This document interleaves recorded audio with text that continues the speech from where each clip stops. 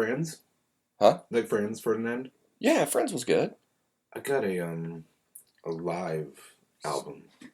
Oh my god. Really? Have you ever seen them? No, yes, I did see them. I saw them with, I want to say, the Hives Oh and man. Modest Mouse.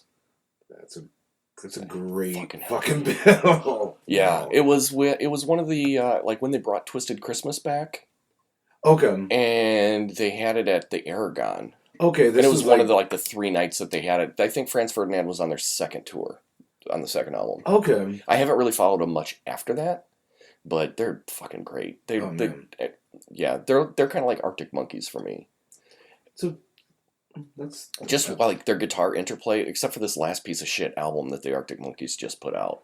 you know what this whatever station was, is that what it is? Yeah, so Yeah, that's how I am. Hotel Station. You'll have to pull the mic closer to Okay. you and like talk, like put your face on it. Like I'm oh man. And yeah, you can twist it, and there's the arm on there. You can twist it and make sure it stays in place, and yada yada yada. Wherever it's comfortable for you, as long as you're close to it, so I can hear you. There we go. Right, yeah, that's sexy. Oh yes. But yeah, that hotel transmission, it fucking blows, dude. Like, Alex decided that he wanted to learn how to play piano and wrote a whole piano record. I'm like, just put that out as a fucking solo record. It was the worst. It was fucking terrible. I bought it on vinyl because I was like, ooh, this is gonna be cool, and yeah, it's the worst. You know, it's one of those albums where, like, the title is like, oh, people get excited for the title, and then like Chinese democracy. Let's not go there. All right. So let's do this. All right, Okay. Strap on them air goggles, bitches. It's time for some pop goulash. I'm just gonna leave a little bit of this introduction in for us just bullshitting around. So sitting across from the table from me is a gentleman that I've known going on 20 years, 25 years or so. It would be 25. Yeah, closer to 25. 94. Yeah, was it 94? That was my Sam Goody music store. So you were at introduction. You were at Fox, or you were at Lake Street, yeah? Yeah, that was my first gig at a record store. Yeah. So Shane and I worked at Sam Goody together. Shane, Epic. A long time ago. That was my second job ever. Oh, really? No, you know what? no. I take that back. It was my third job because I worked at Little Caesars down the thing. Oh, back when it was really good shitty pizza. Yeah, and then I quit there and I went to Domino's because Domino's was offering more money an hour, but they were giving less hours. But it was also within walking distance to my house. Well, that's a bonus. But they gave me no hours, so I ended up going, like, tucking my tail back between my legs and working for the shitheel over at Little Caesars. And then they offered me the job at Sam Goody, and that's it, man. I turned in my hat and my shitty polyester shirt that night. Bye. Yeah, right? Fuck you guys. You didn't do half-baked fuck you, fuck you, you're cool. Fuck you, I'm out. God, I wish, man. I did that once. Did you really? Oh my God, I was working at a law firm. This has nothing to do with working in a record store. But I was working at a law firm. Worked there for about 5.5 years. Started when there was 8 people working there. Sure. By the time I left, there was 30. Blah blah blah. Office politics. Yeah. New guy came in. Just made my life hell. Ugh. And they fired me, and I did my walk off. I hey, this guy, you've been great these blah blah years, and you're a tool, and this guy's gonna sell you out, and the HR lady has no backbone. You know? That's hilarious. So you just burned that bridge as you walked out the door. You know what? I did, especially because it was the year after they had changed laws about giving job references. They can't. There was a thing where they can't say anything negative. Yes, he worked here. Yes. These are the dates that he worked here. Well, yes. Can you say nope? Yes. Can't say shit. Yes, and there was a bunch of other like HR issues, and I was smart enough to. I have an attorney for a cousin, so she told me what to do when I figured this was going to happen. So yay! Right, that's cool. But yeah, it's nothing to do with music or pop culture or anything. But that's my story. That's okay. These shows just kind of go where the conversation takes us anymore. So, but yeah, did you work there with Dana? I worked there with Dana. Oh, I miss Dana so much, dude. I got along with her so well, and She was awesome. I can't find her anywhere. I've tried. Yeah. Jen was the other lady. Jen, yeah, and I can't remember her last name, or I'd look her up. I was working at Best Buy. Yeah, that's right. They did the first Beatles. The anthology. Yes, and it's Best Buy exclusive, and there was all kinds of like POP and posters. Yeah. She came in, and we had these gigantic cubes, and she was like, schmoozing with me, and it's like, hey, do you remember how I used to always get you promos and stuff like that? And, well, do you think you can get me one of those? Yeah, because you quit Sam Goody to go to Best Buy, didn't you? Or was it No, the other way around? I found out the hard way come January that year that I was seasonal. They just didn't tell me. Well, that's bullshit. I was so salty. It made me have to move to LaSalle County, which is the worst. I spent the summer of '95 living in Marseilles, Illinois. This 19, 20, I'm sorry, 19, 20-year-old, closeted grunge homosexual. Oh, yes. And happy Pride to you, sir. Oh, thanks. I was actually thinking this year might be the year I go to the Pride. It might be the year I go back to the parade, too. Yeah, because I've never been. Like, you would think that growing up in a gay household with my mom and her partner and all nope, Mom kept me sheltered from that shit. She's like, her whole thought process and all that was like, those boys do things that I wouldn't even want myself to see. I'm like, fair enough. All right. And it's I mean, she's not really wrong, but she's not really right.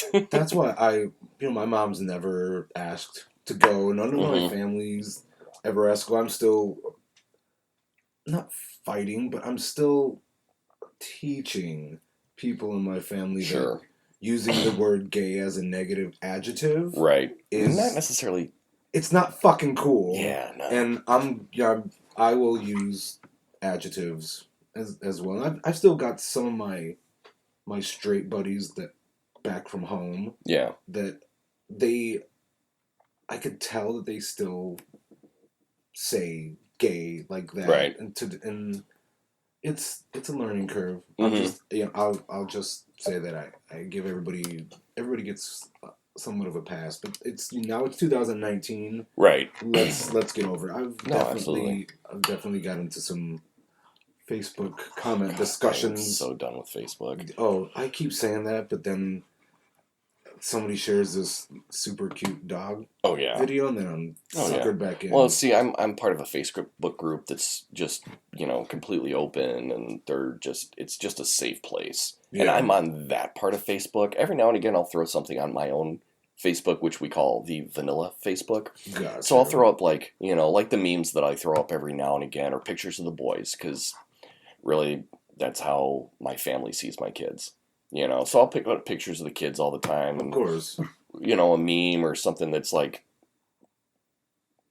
I'm feeling at that particular point, but I don't post personal shit on there anymore. I'm done with it. My favorite thing with Facebook is people sharing music. Yeah. And whatever media clips of this, that, the other. I've discovered so many cool bands, and I've seen so and so did this live. I've never seen this before. I've seen a few I've seen STP with Scott 12 times. Really? Yeah. I only got to see him once. I got to see Chess TP once. How was that? I liked the EP that they put out. I thought the EP was great.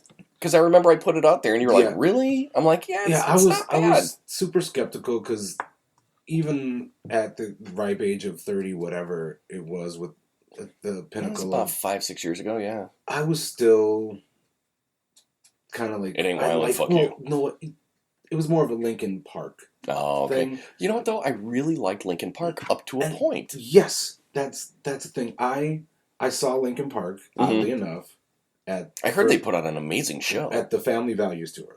Okay. And... STP was on that tour. Exactly. Foreshadow. Yeah. Chester came out during my now favorite STP song, which is Wonderful, off of Shanegra-La-Di-Da. Okay. And he sang it with Scott, and you could actually buy it on iTunes. I don't know if it was on the live representation of that tour. The album. It was phenomenal. I mean, the blending of their voices together, and it's a ballad. It's They kind of lock synced in. It was amazing. I became a fan of Linkin Park from seeing them live. Sure. Then is it Meteora? The album in 03? Yeah, Meteora was great. It was a pop album, yes. Well, I mean, it was a pop album, but like it was not Yes. Hybrid Theory. Yes. And Hybrid Theory was a good record. That remix album though, that's what got was me, it the Points of Authority remix. That was dope. There's 2 or 3 of them that were. See, for me, the Linkin Park that hit me was the mashup that they did with Jay-Z. I wasn't a fan. See, for me, because I've got a bunch of friends of mine that were like, that album fucking sucked. But I'm like, if you think about it, it's 2 complete polar opposites. Oh, completely. And if you listen to like the self-deprecation of Chester and and like the braggadocio of Jay-Z, it's so intertwined where it's like it just did something for me. And kind of like Jay-Z cancels each other out. I got that feeling. And like Jay-Z rapping over the hard rock of Linkin Park was dope as fuck to me. Because like that was after the Black Album, right? Yes. Okay. Yeah, because what was it that was on there? 99 Problems was on that. Yes, which is one of the best hip hop songs ever. Did you see the meme that was going around of Jon Snow? I got 99. Nope, I got 100 problems. Oh my god, I wish that I had gotten into Game of Thrones so I could complain about it. Right. But dude, seriously, there's no better time than the present to watch, man. You know what? I saw the first episode, and then I was at the end of the first episode, and like I know you're a person with children. I'm just not a fan of kids. Yeah, fair enough. And I still though like a kid death in a movie. I'm not spoiling anything because I'm spoiling the first 8 years ago, 9 years ago. Fuck off if you have a problem with it. Find me at Reefer Sutherland on Instagram. But it did not grasp me years ago, probably a few months after the whole Red Wedding episode. Yeah. We had just gotten HBO, and I was just scanning through.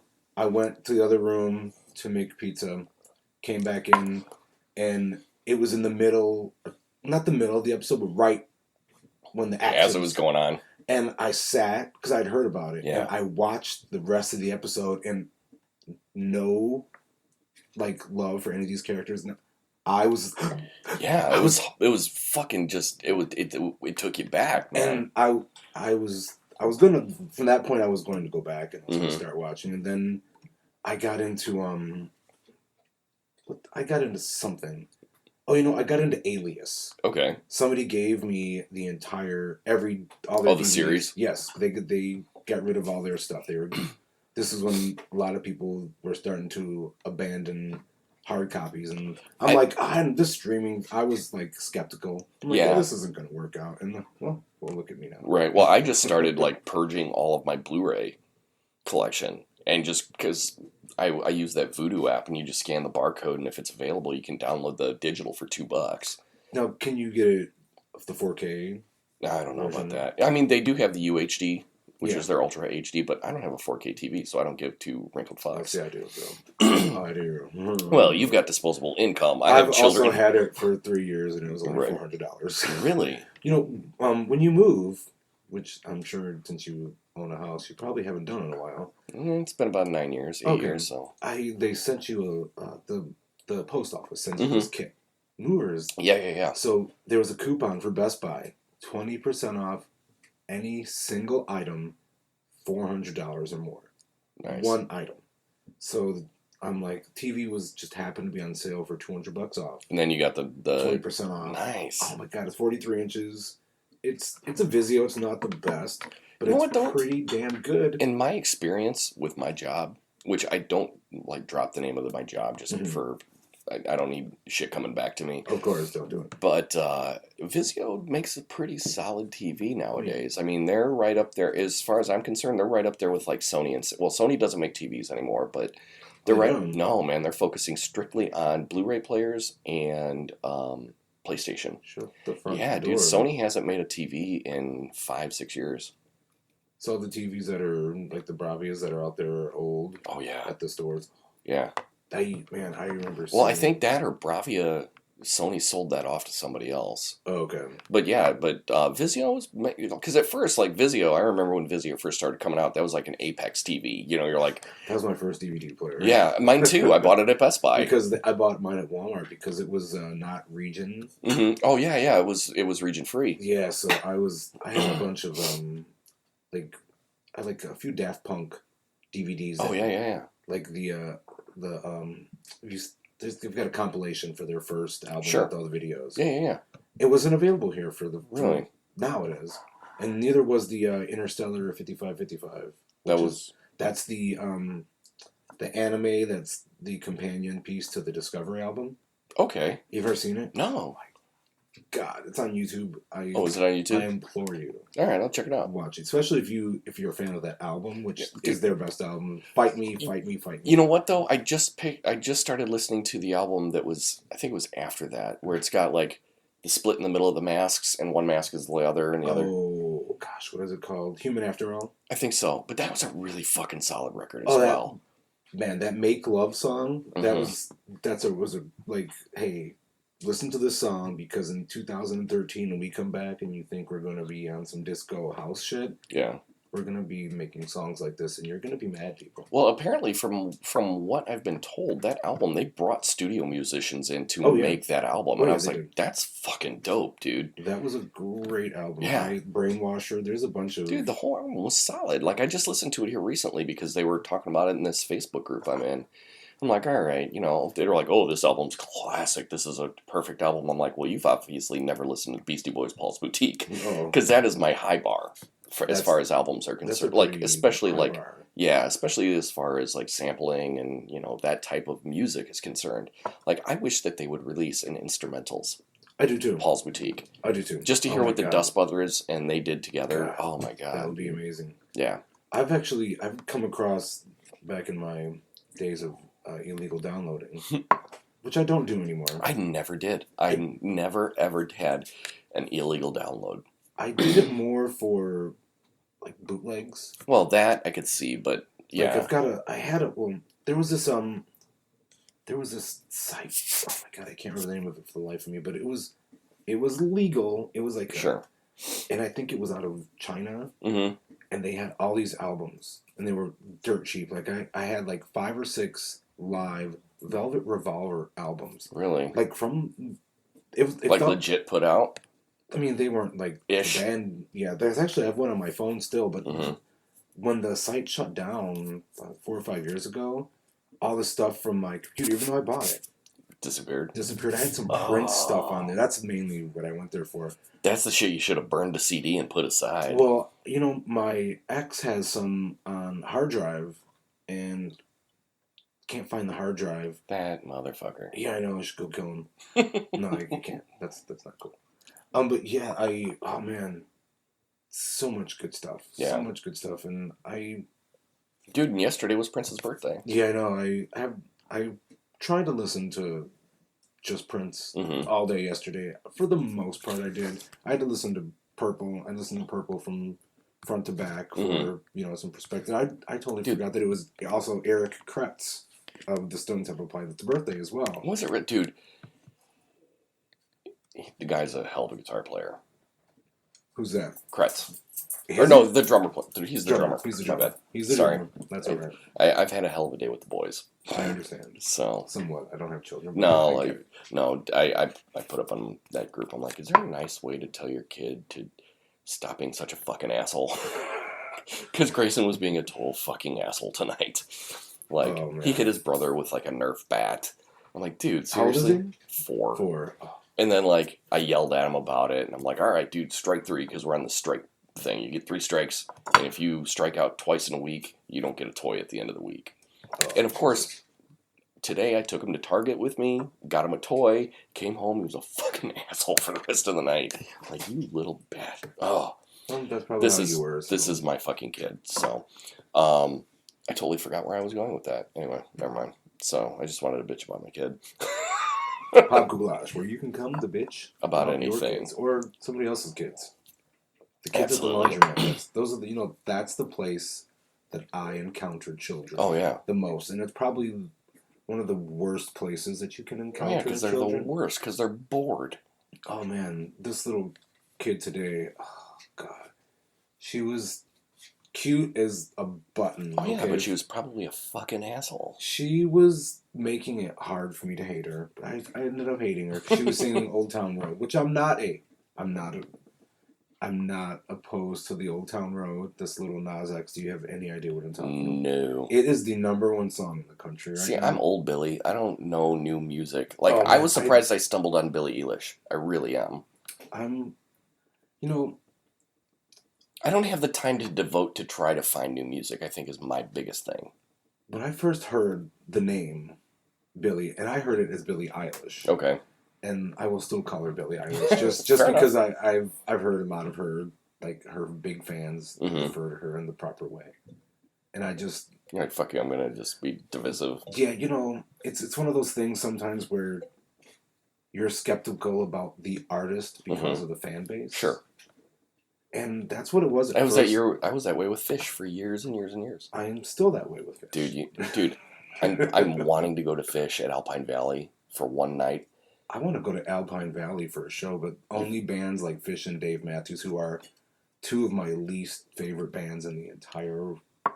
Dude, I hated Fish until I had the opportunity to see him in 2000, and I became a Fish fan at the show. That happened with me with Linkin Park, but it went back to not liking them for a minute. It was at like the Jay-Z thing, and then I went back and. See, because I liked them until Hybrid Theory, and then after Hybrid Theory, I was done. Like, they put out, like, I don't know, but the Fort Minor album, that wasn't bad. That was fucking great for a hip-hop record from a dude coming, what was the guy's name? What's the, Shinoda. Yes. Yeah, so, like, but then, like, they put out, like 3 really not Linkin Park records. They put out an album, it was the last time they were on SNL, and they did a performance, and it was, like, in black and white. Yeah, I think I saw that. But it wasn't in black and white. Their lighting made it black and white. Right. Great stage show. Great this, that, the other. With production value, top notch. Chester sounds great. Yeah. No matter what he does. But it was just, there was something that it just felt, I don't know. The songwriting just wasn't there anymore. Yeah. Like, their fire was gone. Yeah, oh, totally. And Chester was, like, they all made their money. They were living pretty decent lives, and Chester's demons hadn't caught up with him yet. Yeah, and that, of all the people, when that happened, and the Chris Cornell, Cornell fucking gutted me. Cornell gutted me like when Prince gutted me. Oh, yeah. And I hadn't been gutted like that since MCA died. Oh, wow, yeah, that one, that hit me a lot harder than, I saw the Beasties twice. I think I saw them like 8-9 times. Oh, wow. I saw them at the Riviera. I've only seen them in arenas. I saw them, me and Sean, went to see the Hello Nasty tour with I was there. Oh, that was such a great show. And then I went in 2004. Was that Northerly Island? No, it was at the United Center. It was a couple days I was at after that show. The election. Yep, I was at that show. And that was such a great show. Yeah. I love To the Five Bros. You know what? Just listening to it this morning. It's a great album, and in the book, Ad Rock was like, it's an alright record. But when you read the book, or if you listen to the audiobook, you really find that MCA was the driving force of that band. Yeah, I've heard a couple people say that that's what they come away from reading the book. Yeah, it was like he was the heart and soul of that band. Like, and it just breaks my heart to read it, and like the way that they talk about him in there, it's just like, oh man, like he should be here for this. He should be here tour. Yeah, he should be here for. How long has it been now? 4 years? No, 5. Hot Sauce Part 2 came out 7 years ago, 6 years ago. Oh my god, really? Yeah, dude. That long? Yeah, wow. And he died like 6 months after the album came out. Wow. Yeah. God. They never toured for it when they got inducted into the Rock and Roll Hall of Fame. He was too sick to go. So it was just Ad Rock and MCA, or Ad Rock and Mike D at the Rock and Roll Hall of Fame. Right. Yeah. And even when they did the, when VH1 was doing like the VH1 honors, they had the VH1 honors with the Beastie Boys, and they had all these. I did not know that. Yeah, dude, they had all these hip hop artists come out and do Beastie Boys songs and stuff like that. And Ad Rock and Mike D were the only two who were there because he was still really, really sick. Wowzers! Yeah. How did I miss that? There's just so much stuff out there. That's the beauty of the face place. Mm-hmm. People will share stuff like that, and I'll be like, whoa, what the fuck did this come from? How the hell did I miss this? You know what? This past week, I kicked myself in the ass for not giving Thundercat a try. Have you listened to Thundercat? No, I just know the cartoon. He's an artist. He's a hip hop, R&B, funk artist. I just saw Anderson .Paak. How was that? That was phenomenal. Thundercat was the opener. Oh man, I implore you, check him out. Really? He's got a song with not only Michael McDonald, but Kenny Loggins as well. What? Oh man. Okay.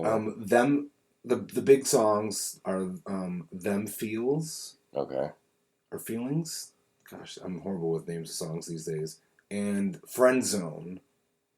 There's another song, King of the Hill, or King of the Castle. Sure. Oh man. The guy is amazing. He's an amazing musician. He's got like 3 albums out. The most recent is called Drunk. It's the exact album cover of it's a Miles Davis album cover. Exactly. That's actually, I think that's Miles Davis on the cover. I absolutely love this man. Ron C and OG Ron C, DJ Candlestick. Okay, I'm downloading it on my iTunes right now. And do that Apple Music. Yeah. Well, that, and I just got into within the last year. Whoopsie. Yeah, I got into Kendrick Lamar. Dude, Kendrick is fucking amazing. 2013 or 14, one of my friends came over from Aurora. Okay. And we had shared a 12-pack or two, and he was just like, you know what? I found this rapper. He's like, I can't stand it. It's like, I can't stand him. He's like, but I think it's up your lane. He's like, I wish that he would work with somebody that would get him a little more like a gangster edge. This is before he worked with Dre. Right. He didn't work with Dre. It was like a mixtape. Yeah, he put out like a couple mixtapes, and then he put out Good Kid, Mad City with Dre. Wow, this was, oh my God, it was amazing. And then about a year later, that's when that came out, and then the leaked version of Bitch Don't Kill My Vibe, which originally had Lady Gaga singing on it. Man, I mean, I'm a big Gaga fan. And I wanted to see her so bad when she was at Wrigley. I'm still butthurt about that. Oh my God. Let's not even go there. Yeah, we got shut out of tickets too. We wanted to go, especially like as far as Gaga is concerned, like I've always appreciated her talent, but I never really got into her until she was on some Saturday Night Live performance, and she's dancing around and doing her song, and she's got some fucking gyroscope on her because it's Lady Gaga, and she was doing weird shit at that time. Mm-hmm. And then all of a sudden, the song just shuts out. And she goes and she sits down at this piano and just starts singing. She's doing Poker Face. I don't think it was Poker Face. She did kind of like a parlor version of whatever song. And I'm like, what the fuck? Like, my jaw dropped. I was like, this is incredible. Yeah, she's amazing. I've only seen her once at the tour for Art Pop, which is, Did R. Kelly come out and pee on her? No, but he probably peed on somebody in the general vicinity. Did he show up to the show? No. That's crazy. I think it's interesting that she dropped that song off of iTunes and everywhere. As much as I hate that man, it's a great song. Is it? I mean, I don't think I've ever heard it. I'm one of those, especially with my pop artists. Mm-hmm. I tend to favor their most like lauded album. Sure. And I really love the art pop. Some people say it's not cohesive. It's loud. It's so much. It's overproduced. But there are some raw moments. Like there's a song called "Dope." It's just really her and a piano, and it's raw. Yeah. There's some good stuff on there. And she was amazing in A Star Is Born. Oh my God, I wept during that movie. My wife turned to me and she's like, "Really?" It didn't. I didn't predict that was the ending. I'm not gonna spoil it for No, anyone. the movie's been out for 2 years now. Yeah. Go fuck yourself. But I didn't think it was gonna end that way. Mm-hmm. But the thing that got me the most with the whole scene, that's the sad scene, is when you see the dog. Right when I saw the dog, and then the steak is given to the dog, Mm-hmm. I was just like, oh, God damn it. shit, no. Yeah, and especially no, like he, no, like even no, like at the don't do begin, it. yeah, even at the beginning of the movie, he was like, "Yeah, I tried to kill myself one time with a belt, and it didn't work." Next thing you know, he's fucking hanging himself in a garage with a belt. I'm like, God damn. Yeah, because I remember getting like some dark laughter off of that comment because it was made in a joke, in a joking way, and then I haven't even seen it a second time. I have it. I bought it. It was on Vudu for like $9. I'm waiting for the extended one to come out because I've heard that they re-released it as an extended version. I heard it was should have great. went and seen it. One of my besties, he is a huge Gaga fan, and he saw it, that version like 3 times in one weekend. Really? Yeah. We just went and saw Rocket Man last week. How was it? I really liked Rocket Man. A lot of people went into that thinking it was going to be just like Bohemian Rhapsody. Still haven't seen that yet either. But see, what I've heard, really like it. What I've heard is like it was good, but it was rushed. Like they didn't really focus too much in Bohemian Rhapsody on any really particular thing at all. Yeah. That it was just very rushed. It's like, okay, here's Freddie Mercury, and they're famous and they're huge. And then, here is the Live Aid performance. But I heard Rami Malek was brilliant in it. But my big thing was, yes, he won the Oscar for that role. Good for him. But he didn't perform any of the songs. No. Bradley Cooper wrote, directed, and fucking wrote and performed every fucking song in that movie and got snubbed. And that was some horseshit. That was some bullshit. Yeah, dude. Oh my God. I concur 1,000%. Yeah, and it's like, I love me some Elton John. Like, I saw Elton John and Billy Joel at the Rosemont Horizon with my mother on mushrooms. Were both of you on mushrooms? Yes. And it was brilliant. Like, my mom, this was like, my mom, she retired, cashed out all of her 401k, blah, blah, blah, blah, blah. And, we got, $300 seats. We were in the mezzanine section. In the 100s? Yeah, we were in the 100s. And, had perfect seats. Billy Joel was like, I'm going to bullshit with the crowd and have fun with the crowd. And Elton was just like, I'm going to melt your fucking face. It was fucking amazing. It was so goddamn good. What do you open with, Elton? Funeral for a Friend. Wow. Yeah, dude. I wish I could have seen this last tour. Mm-hmm. I heard he's coming back around.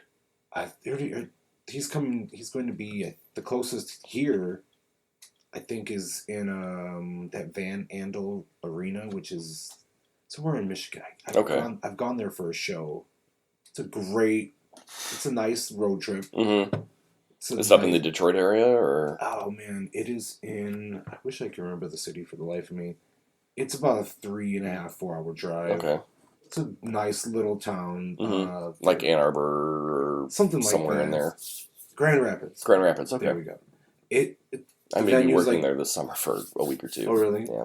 Check out an arena show there. It's a really newer. I think it's a newer arena. Sure. It's in the middle of their little downtown. Oddly convenient. Parking was not bad. We got there an hour before our show started. Mm-hmm. Got right free in. parking at a bar nice. 3 blocks away. They had a nice little gay bar there too. I'm actually trying to convince my friends to go on a road trip there to go see Heart and Sheryl Crow. Dude, I've never seen Cheryl Hart, but I've seen Sheryl Crow twice. I love Sheryl Crow. I saw her at the first Q101 Jamboree front row.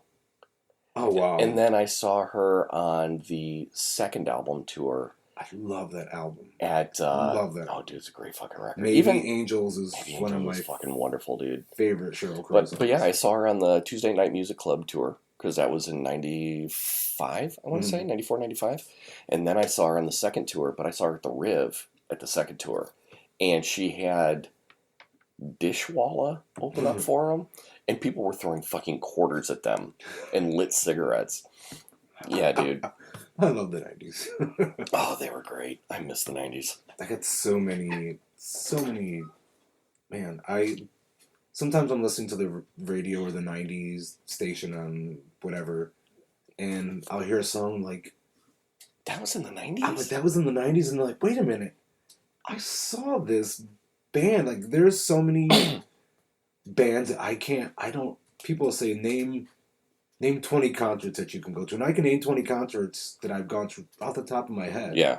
And, not be STP like 12 times that I've Sure. seen it, where some of the other people. I've seen a lot of people Multiple more than times. 5 times. Yeah.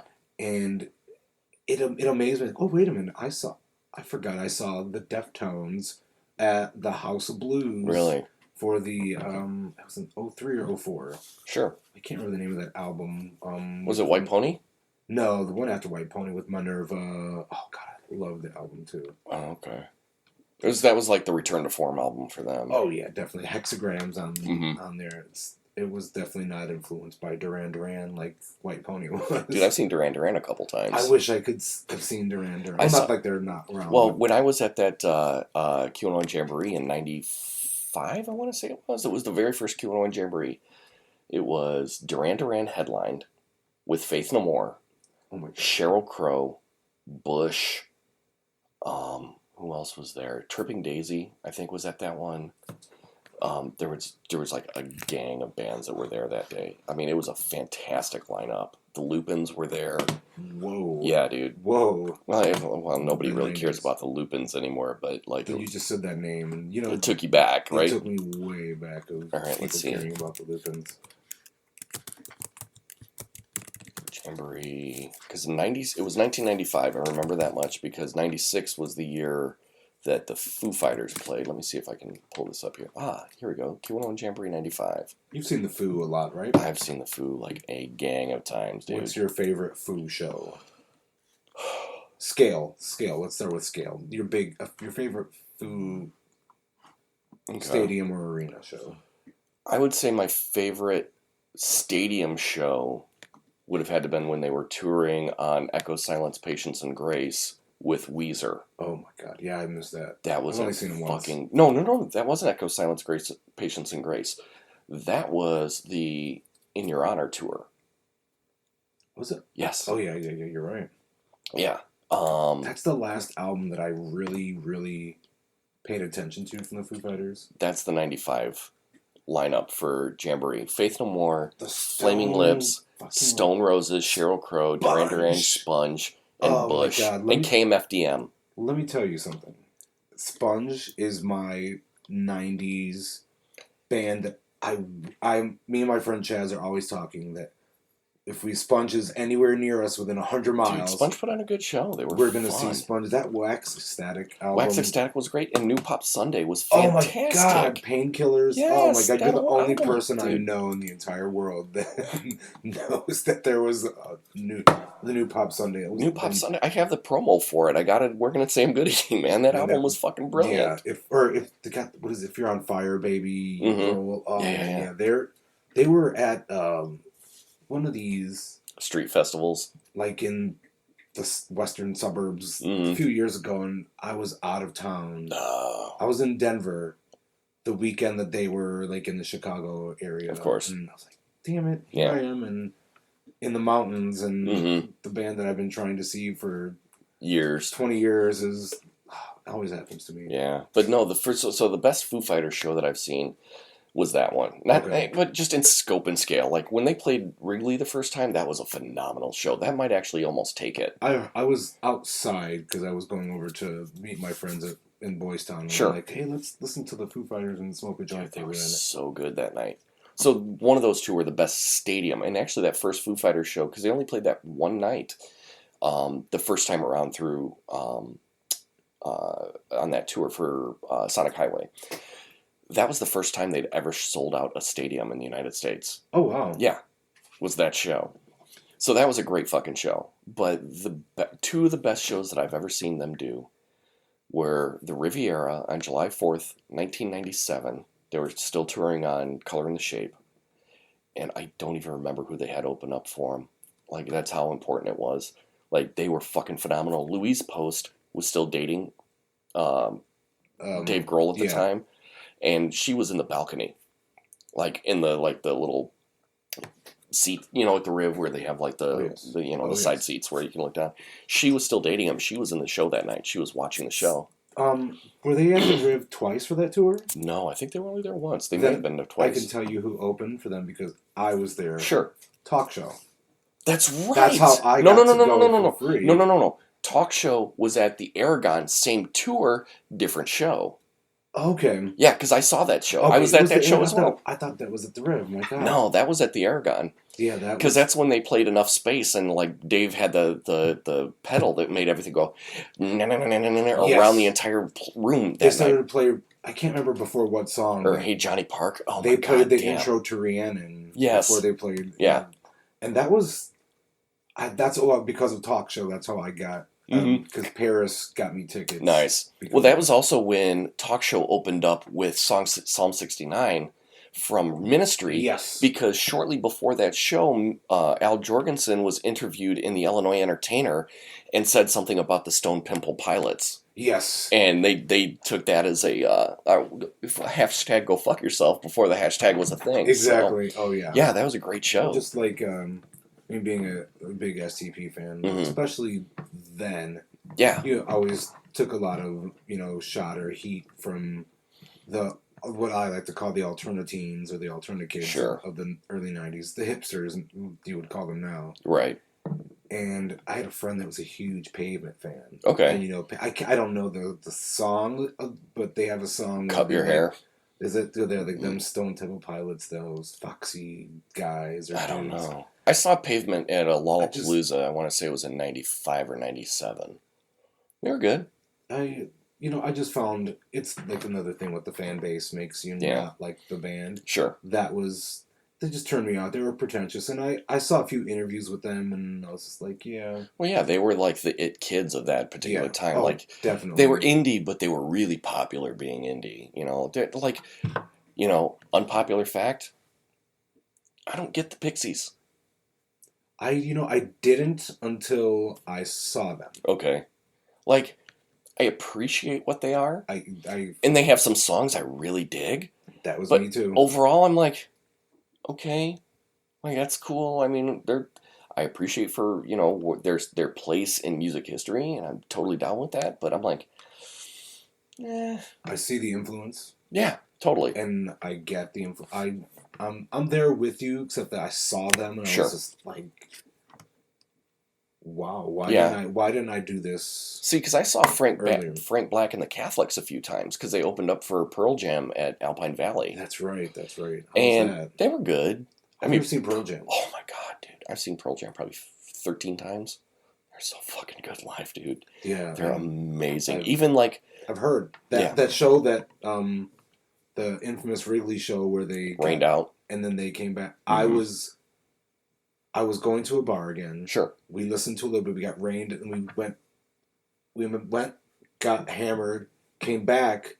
Right when I was about to get in my friend's car, the show started again. Yeah. And one of my other friends was another gay that loved rock music, and I'm like, let's go over here and let's just listen to Pearl Jam. Yeah. Let's sit out there for a good 30 minutes, listen to some Pearl Jam. I was like, man, why the fuck have I not seen Pearl Jam yet? Yeah.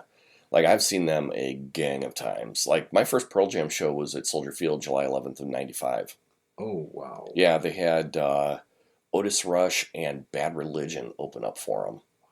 Yeah, dude, Bad Religion were brilliant. They murdered that day, dude. They were so good. To see Bad Religion in a football stadium. It was crazy. That's then insane. I saw Bad Religion again. I want to say it was in later that year. It was at the first Twisted Christmas because they headlined the first Twisted Christmas and they did all Christmas songs, punk rock Christmas songs. And then come to find out, I guess like a year or 3 ago, they put out a Christmas album. Yeah. That's everybody's putting out a Christmas album. Sure. It's money. Especially these days, you can't make money. Yeah. You've got to flood the market. Yeah. And hope somebody will want to see you live from that because that's where you're going to make your money. For sure. For sure. Yeah. especially with these 360 contracts that are Oh man. out there. It sucks. I feel bad to be for artists that are out there these days. Yeah, you know, it's Prince on. Oh man, what is it? On he had a 3 CD set. Oh yeah, the Minneapolis, the Seattle, or the MPLS. MPLS set. That album was fantastic. Oh man, there's a song. Lotus Flower, but MPLS sound was I want to say brilliant, I can't remember which one of the two it's on. There's a song called "Colonized Mind," and he talks about that. Yeah, and it's woke Prince. Okay. Like, I've recently posted it on Facebook. It's the guitar solo on that. There's a live version out there that's been Probably floating way better. around. It's like him in a small room, and oh my god, that man, that it was one of those. I love the song.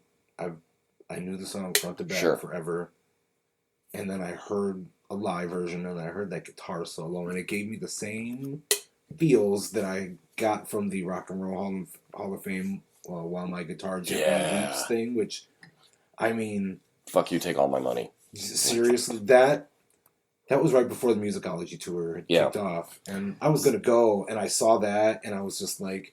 Dude, musicology was like, for me, that was a return to form for Prince. Oh my god. You know, and my favorite Prince album, and it's not a popular one, I'm one of those Prince fans, is the Gold Experience. Gold Experience was brilliant. Endorphin Machine? Dude, Endorphin Machine. If Prince could make a whole rock album that sounded like that... Here is mine. Chaos and Disorder. That is so many people's, Prince fans, that's a, piece of garbage. Dude, it's his rock and roll album, dude. You know, it's not my favorite, but it's definitely... I rock, therefore I am. Dolores. Well, the funny thing is, like, that whole album was, like, never meant to be released. Oh, yeah. It was just a contractual obligation album. Old Friends for Sale, too. Yeah. But it's... Old Friends for Sale is kind of garbage, but for other band or other artists, it wouldn't be garbage, but... Right, but because it was Prince and he's got a legacy. But I love Chaos and Disorder, dude. Chaos and Disorder had some good stuff on it. I mean, from the Gold Experience... I think that was the last time he put fuck on a record, too. Emancipation. Was it Emancipation? Emancipation, because he has a song, Face Down. Because I think those kind of came out right around the same time. I think Emancipation... Because I was working for Ada at the Sam Goody out in Fox Valley. Okay. And that was when... Hi, Ada, by the way. I know, I miss Ada so much. I ran into her, like I was driving down to Batavia to go to my in-laws' house, and I passed this woman, and I'm like, that's fucking Ada. And I called her. I'm like, Ada, are you on Kirk Road right now? She's like, yeah. I'm like, I'm right behind you. And we pulled off and talked for like 20 minutes. It was great. I hadn't seen her in years. I hadn't seen her since my wedding, actually. Oh, wow. Yeah, because she and her boyfriend came to my wedding, so it was pretty cool to see her. I haven't seen her in forever. I love those type of things. So serendipitous. But yeah, because I went to because I was working there, and like Prince put out Emancipation, and Warner Brothers was like, oh yeah, we got Prince albums too. And that's because those two came out like within lockstep of each other. Like I want to say within like 6 months of each other, they were both out at the same time. Yeah, Emancipation was in the it was 96. It was the fall of 96. Yeah, I was working at Best Try at that time. So, and then I was also working at Best Try when Chaos and Disorder came out because I had promo. Right. And does he swears on that, right? On Chaos and Disorder? Right? Yeah, if I had 15 ladies, I would only fuck but one. Yeah, there we go. Because I had it on the in-store.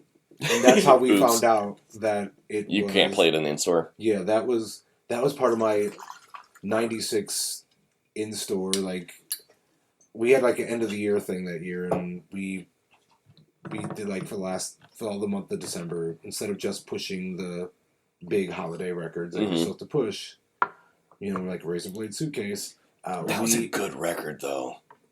In hindsight, oh man, dude, Greedy Fly, come on, dude. I remember some of the horrible reviews of especially that song, but Swallow. Swallow was a brilliant song, dude. And Steve, I couldn't believe they got Steve Albini to produce that record. Shit. Oh my god, that Swallowed is probably still my favorite Bush song. Me and Sean the Gade had a thing where... I wish he would have been here tonight. I know, me too. Yeah. He love you, brother. We do too. We do love you, Sean. we had a thing where we would just out of nowhere just yell at each other, "I'm screaming daisies," Nice. because it was to us. It was because we were too cool for Bush for a while. Well, Even though I did have 16 Stone, and I probably everybody had 16 Stone. my favorite song other than "Come Down." It's probably one of the worst songs on the album, which would be is it Testosterone? Is that? Yeah, something stupid. Oh, that's such a dumb song, but a band that I saw live the power of Gavin Rossdale live, Right, and the way that he mesmerizes the ladies and certain gentlemen in the audience. Sure. Holy shnikes! I saw him at one of those. I went to Q87.7. I want to say it was like 4 or 5 years ago. Okay. Yeah. As were the headliners. Okay. And Bush was the second. I think they were the second Sure. headliner. Had he shaved his head yet? No, he hadn't. I saw a picture of him recently. I'm like, what the fuck? Are you trying to be Nigel now? I think so. He came out into the audience. They did a cover of "Come Together." Okay. And it went on a little longer Then it should have. because they couldn't get him back. Really? Same thing happened when I saw Lenny Kravitz there. Really? He came out in the middle of... Was it "Come Together"? He honestly, I think it might have been. Was it at the same show? Not at the same show. Okay. I saw Lenny on the 5 tour like 3 or 4 Okay. times. I had a friend at Virgin, Jennifer Tews. She became Jennifer McGillicuddy. Is she still around? I'm alive? I don't know. Because she hooked me up with because it was right after the flood of '96. Like my whole bottom rack of my CD rack got fucking ruined. Oh no. So she gave me a copy of Melancholy. Oh sweet. Yeah, she was she was hot as fuck. I'm Oh sorry. yeah, she was beautiful. she was a beautiful lady. Yeah, she got me a lot of stuff. She found out that I didn't have when Mezzanine came out for Massive Attack. Okay. She found out that was after she sent me that promo that I had only had. Didn't they have like a remix album in between Mezzanine and the album prior? She found out that I had only had Mezzanine and that album. She hooked you up with their back catalog? Yes. Nice. Oh man, and then out of the blue, she sent me the vinyl, and I kicked myself in the ass to this day because I don't have it, of Homework, but it was the promo. Really? The promo. Was it a white label promo? Yes. Oh. But it was. For those of you who aren't aware, when they send out promo albums, a lot of times it just has a white label with like the names of the songs on it and the artist. There's no cover art or anything. It's just literally a white label promo, and they're sought after. And it had a 7-inch. Really? For Around the World that came with it, which was the official. Single. Yeah, and oh my god, but it was the UK one. Oh, okay. So she hooked it up. She actually hooked me up with a lot of Bridges to Babylon stuff. Really? She didn't give me Stones tickets. She couldn't even give me nosebleeds. Dude, I paid for my Stones tickets on that tour. I saw him at the show. Oh, did you? I saw him at Soldier Field, and then I saw him when they closed it at the United Center. Oh man! And of course, I missed Buddy Guy at the United Center, which kind of bummed me out. I really wanted to see Buddy Guy, man, but years later, I ended up seeing Buddy Guy at his club when he's doing the Never seen January. Buddy. I haven't seen the Stones. Dude, Still haven't seen the Stones. I am. Dude, get tickets. They're coming. I know. You got tickets? Dude, did you get Madonna tickets? Dana got Madonna tickets. Dana, if you're listening, I know we might have bonded in some comments over some from, I think it was Kelly. I think Kelly is a novelty song from the OOs. Dana, I hate you. You don't deserve Madonna tickets. I've seen Madonna every tour since the Drown World tour. Which album was that? The Drown World tour was for Music. Okay. For Bedtime Stories and also for Ray of Light. She went on. Oh, she hadn't toured in years? 8 years. Oh, wow. Between the Girly Show, which was her best tour. The Girly Show really didn't tour in America. Mm-hmm. It had like 3 dates in America. See, I remember her doing her big, like, God, I want to say it was in 91 or 92. She had an HBO concert that she did. Was it 90? Okay, so I saw that on TV, but I've never seen her live. Oh, man. I mean... But, like, I'm not a big Madonna fan. I grew up with her, and I appreciate her for what she did. The only album that I have by her is, I told you about it, is Ray of Light. And which is a lot of Dude, that's people. a brilliant record. It is a brilliant record. It Like, really is. it's one of those where, like, every song on that album is a great fucking song. One time when I saw Pearl Jam at United Center, I want to say it was in '03. I wasn't living in the city at the time, so they were doing Daughter.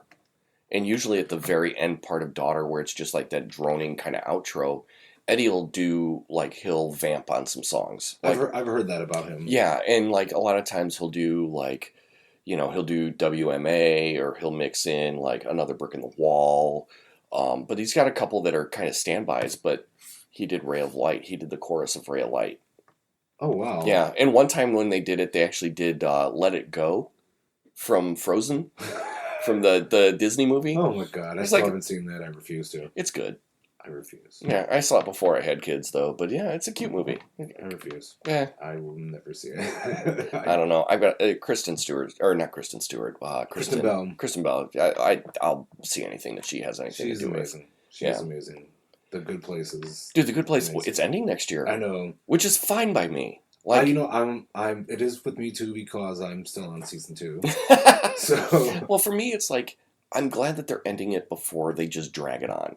Like, every really great TV show, for the most part, goes on for a season, possibly 2, too long. Oh, trust me, I was a big Dexter fan. That last season of Dexter should have never happened.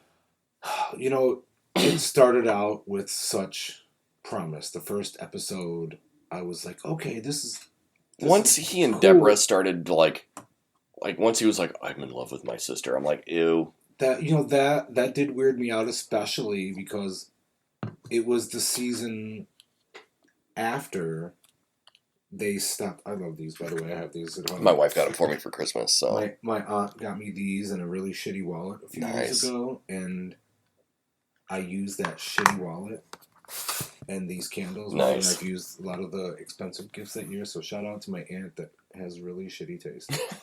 It was, they're the, what is it, the Sharper Image at Target. Oh, I forgot to get somebody something gift. Yes, we had a gag gift, and I didn't think it was a gag gift at all. These are dope. These are super practical. I mean, I'll use these. I keep forgetting that they're there on the table. So I just put batteries in them like 3 weeks ago. So. They're good for atmosphere when you like to just sit around and listen to music and get stoned. Sure. It's totally what I use them for. Right on. Dude, I always said that, like, when I was in college, like, for me, listening to Nevermind isn't really about Kurt. It's about listening to Chris Novoselic's bass playing. He drives that album. Oh my God. And there was one night that, like, I burned a candle. Stay away. Dude. The bass. That and Territorial Pissings. Yeah. Him on that. I mean, him starting the goddamn song off. Yeah. I mean, oh God. But, like, dude, seriously, like, in college, in DeKalb, I lit a candle in my room, and I put my headphones on, and I listened to Nevermind, front to back. Just focusing on them, dude, and Chris Novoselic carries that fucking record. Oh, yeah. A lot of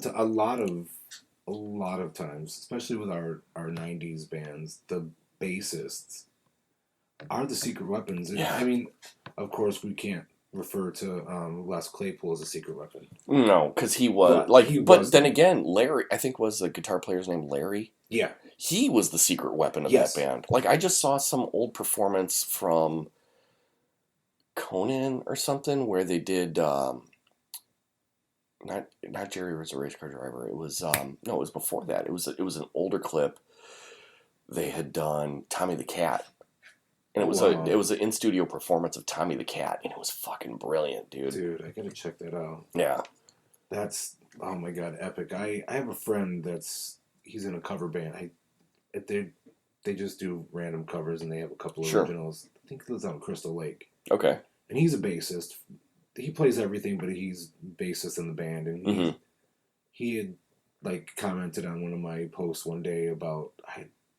I can't remember what STP song I posted up there, but he, like, messaged me. He's like, the secret weapon of that band is definitely that bassist, man. He's like, he's got so much rhythm. He's like, if you listen to any songs but if you really listen to like let's say Big Empty, Yeah. that's that is definitely the driving force Yeah, behind. because Dean was the And guitar Plush player, too. right? Yeah, Dean's the guitar player. And who was what was his brother's name? Robert. Robert. For whatever reason, I think he wrote a majority of the stuff. I think Dean was kind of like the backseat, and Robert and Weiland and Kretz wrote most of the stuff. Plush is actually Kretz and Weiland. Yeah, they get the big song credits for that. Mm-hmm. Have you ever listened to?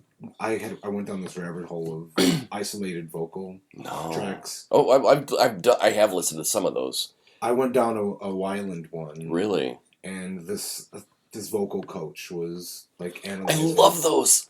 And this vocal coach was analyzing. They did Plush, and like some of the notes that he was hitting on Plush. I'm not a big Elvis fan, but he was like, this is the same.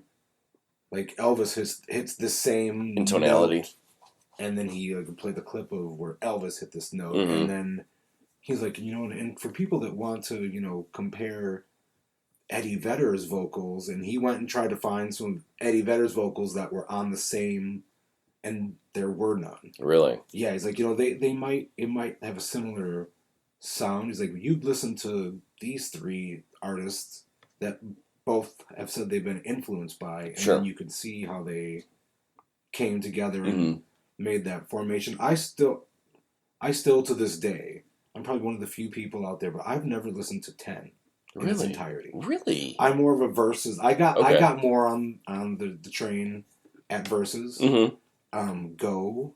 Dude, and Go is Animal. Oh my god, those tracks are fucking incredible. I mean, you know what you should do on your drive home tonight? You've got Apple Music? I have Spotify. Okay. Download or at least listen to 10 Redux. Okay. They remix. Brendan O'Brien went back into the studio and completely remixed the album.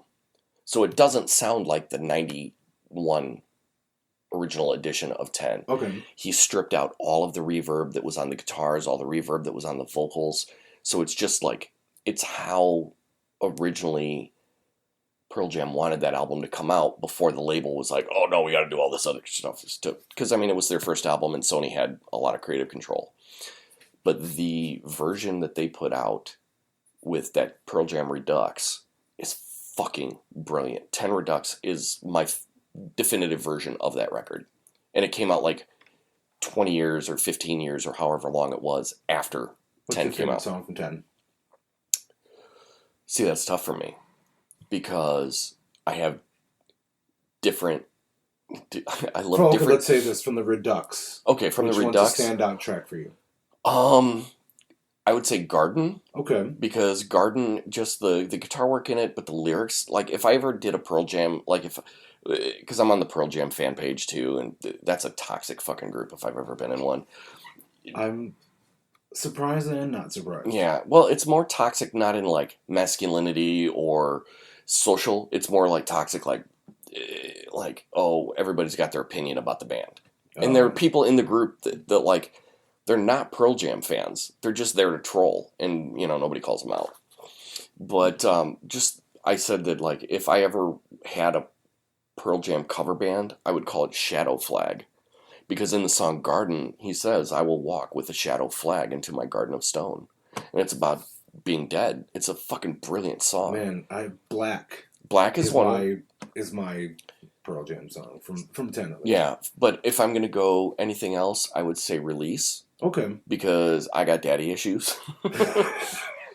But mostly because like I didn't know my dad until I was out of college. I didn't really truly know my father until I was out of college.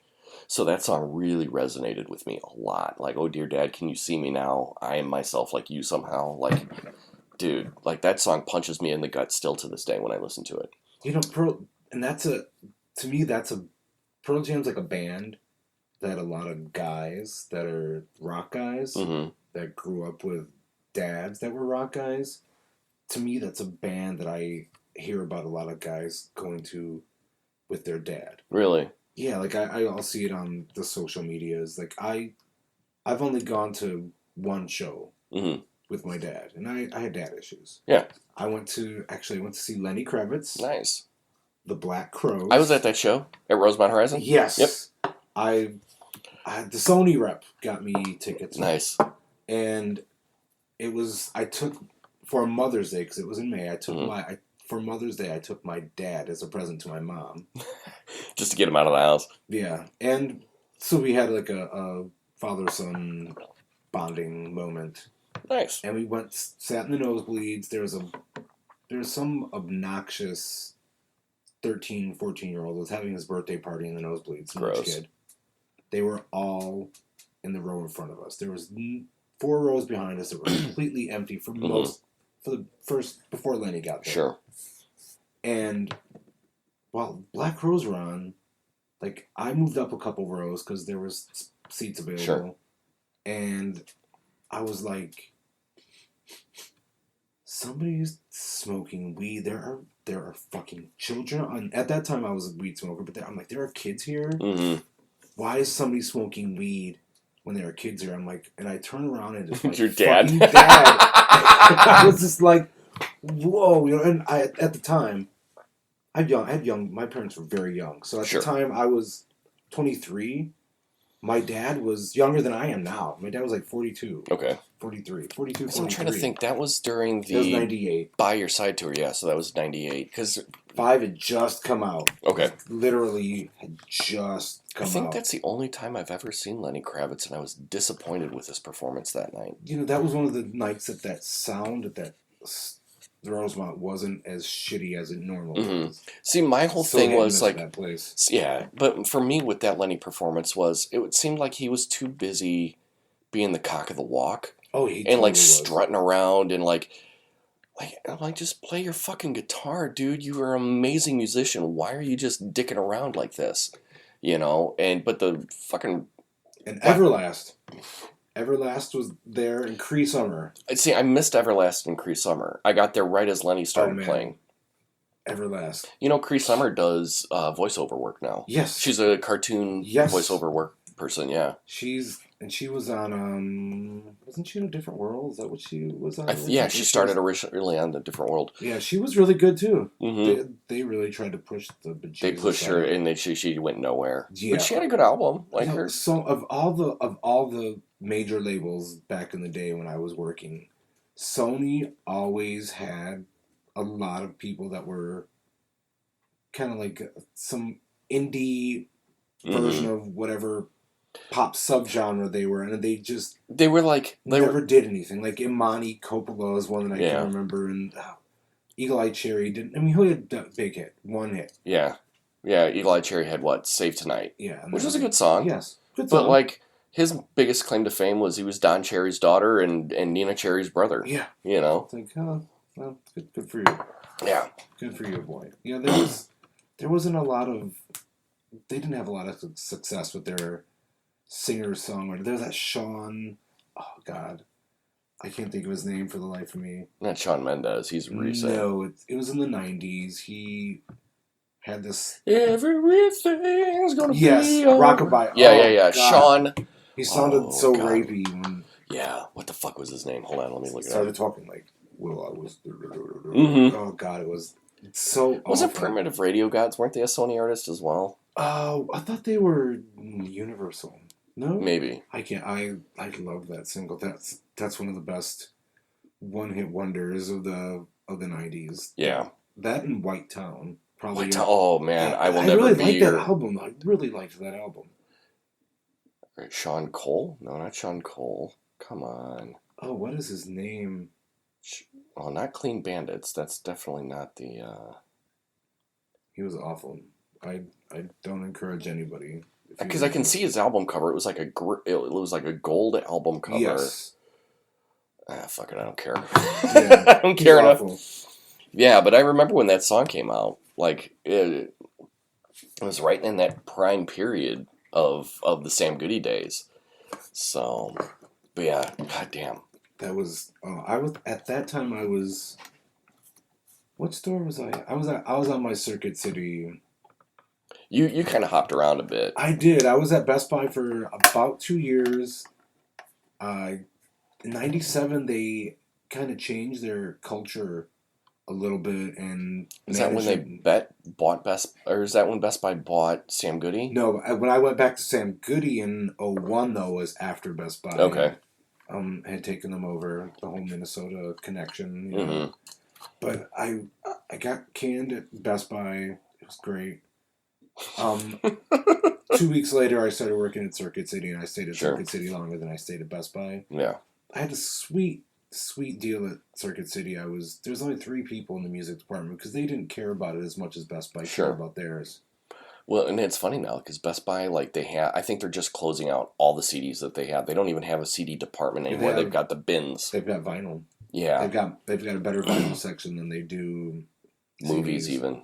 They still got a pretty good Blu-ray and even the 4K. Yeah. Blu-rays. I almost bought a 4K Blu-ray player about a year ago, and then. Well, now 8K is the thing. Yeah. Oh God. Come on. Yeah. I mean, everything changes so fast. I know. I'm in the industry. I know. it's insane. Yeah. It is insane.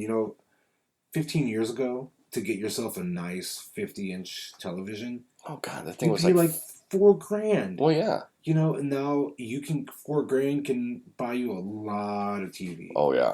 You can. I've got a friend. You could get like a 100-inch TV for $4,000. Yeah, my friend's dad has an 85. That's just too much. And he got a super nice one. He got it apt. So it was, and it was a little pricier than that. Look, unless you have an 80-foot room to put that in, it's ridiculous. This gentleman has an 80-foot room to put it in. He has a few of them. So okay, he actually has another a 75-inch television. Jesus Christ. Yeah, I know, it's really I've got I think I've got a 55-inch in the family room, and that's big. I've got a 43-inch. I'm looking to upgrade within the next 6 months to a year. This was the first flat panel I ever bought. Samsung makes a fucking great product.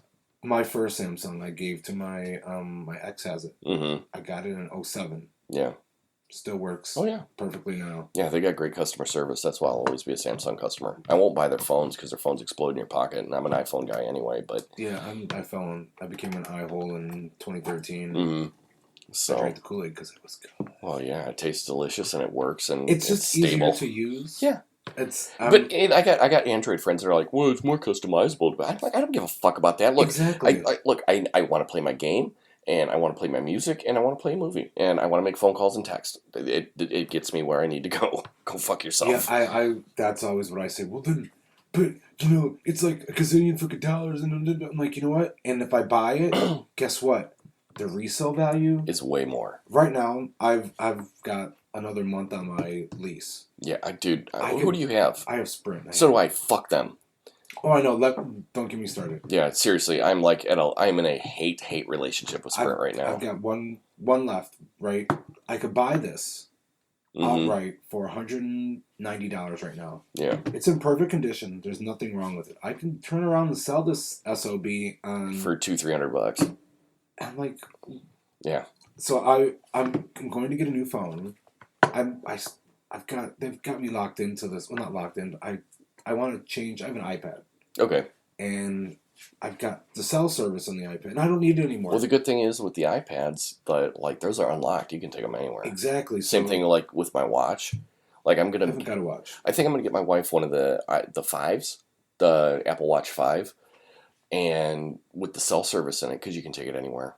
Oh, that's sweet. Yeah, they're unlocked. Pretty sweet. Because when you buy them outright, they're unlocked. Yeah. If you get them from the place and you're leasing, you just go to Apple and buy it, right? Yeah, I got this because I got the 10, and when I got this, it was like, oh yeah, it's 18 months and then it's yours and blah blah blah blah blah. And then I looked deeper into it. They're like, oh, it's 18 months, and then next thing you know, you turn around and like, well, if you want to buy it, it's going to be like $250. Like, you can go fuck yourself. I'm not paying $250 for this phone. Yeah. No, because I've got one of their magic boxes upstairs for the LTE service, because I walk out, I get shit reception on this fucking thing. Yeah, I've been having hella issues lately with mine. Yeah, if you're on your data right now, you're probably getting decent data, because I've got the thing up in my wife's office, which is 2 floors above. That explains why I keep getting text messages. Right. I need to not get them. It's just airplane like that. Yeah, but it's fucking irritating. Like, Sprint can suck my balls. I don't give a fuck if, like, you know, the Jared of former Verizon is the guy. I don't care. He can, like... He can go fuck it. Dude, I had Verizon before face. this, and Verizon was perfect. It was expensive, but, like, I could go anywhere, do anything, and it was covered. I've never had a better cellular experience Than with Verizon. When I had with Verizon, and that ended badly with them, and I just had a customer service issue. Yeah. Which was strange from what everybody told me, especially I had a cousin that worked for them. Sure. In, like, troubleshooting. She was one of those people, and I just had a horrible experience. Really? I was like, okay, I'm done. Yeah. I'm done. And at that time, I was trying to get on a budget. Yeah. So, and it is what it is. But I U.S. Cellular before Sprint took them over. That was my second. See, I was an AT&T guy. I had Singular, and then it moved to AT&T, and I was fine with it. And then next thing you know, like I came home and, you know, I went to AT&T because AT&T was, you know, it was the shit, and they were the first ones with the iPhone. Yes, so I got my iPhone 3G with them. Oh my god. Yeah. That's an old sentence. I know, right? That was like 900 years ago. Dinosaurs were roaming the earth. You know, I didn't step in the iPhone train until 2013. Which one was it? The 4? No. I think I got the 4 or the 4S. Okay. The 4S just came out, or the 5. You know what? It was probably the 5. The 5 it just came out. I got the 4S. Mm-hmm. And then when the 5S came out, that's when I'm like, okay. I went and I got that, and we bought our phones outright. Paid like $800 for them. Oh man, I want to say it was $950 or something. I had the highest at that time. Sure. The highest I think was 32 gigs or 64 gigs. I think 64 was the highest at that time, and I had that phone for a while, and then I ended up selling it. I didn't get a lot for that, but it went towards me buying the 6S Plus, which I had, which is a great phone, but man, it was so big, and I was like, it was in my pocket, and I was commuting a lot, and I like to keep my phone in my pocket. Yeah. And it was just not working out. So I'm on the, was this the 8? Yeah, I'm on the 8. I have the 8 Plus for work. That might be my next phone, because I'm not really, I messed around with the X, or the 10, whatever you want to call it, and I don't know, dude, hold out, because like the 11 is coming, and the 11 looks like it's gonna be dope. But yeah, so we're locked in until November, so it's like I've literally got, I just paid my bill, so it's mine. This is mine now. Mm-hmm. Well, dude, take it to Verizon, because I think at the end of this week or before Father's Day, they're offering up like gangs of money for iPhones right now. Oh. Yeah. Because I took it over to, I had some shit to do, so for work, and I ended up like stopping at Best Buy, and I was like, all right, I'm fucking sick of this, because I had to get my phone looked at because it's bullshit. Like, I'm having such a hard time with everything on this phone. It's fucking pissing me off. And it's not the phone, it's not the hardware, it's the service. I'm gonna say it has to be the service. Yeah. And with all the issues that I was having. Dude, it goes down to 3G at times. It goes to 1X at times. At times, I hit that at least once a day. Yeah, easily. I work in the Wrigley building downtown. And it's an old ass building, so I have to use the Wi-Fi. And oddly enough, some sites are blocked from. I can't. Even, some of my apps, like I can't. My Instagram doesn't always load, and then one time it said I got a notification about the system administrator prohibits. I'm like, fucking Instagram. But meanwhile I can get onto Tumblr, and you know there's a whole crazy world there on Tumblr, even though there is not supposed to be this whole crazy world on Tumblr. Yeah, because they just started. Oh, it's still there. It's still there. It's just hidden. It's you know what? It's not even really that hidden, because I'll still get notifications, and I'm like, whoa, how does this person with this explicit name that I will not repeat here, because I don't want you to find me, that's why. I don't want, you can find like anybody with 12, 6 degrees of separation these days.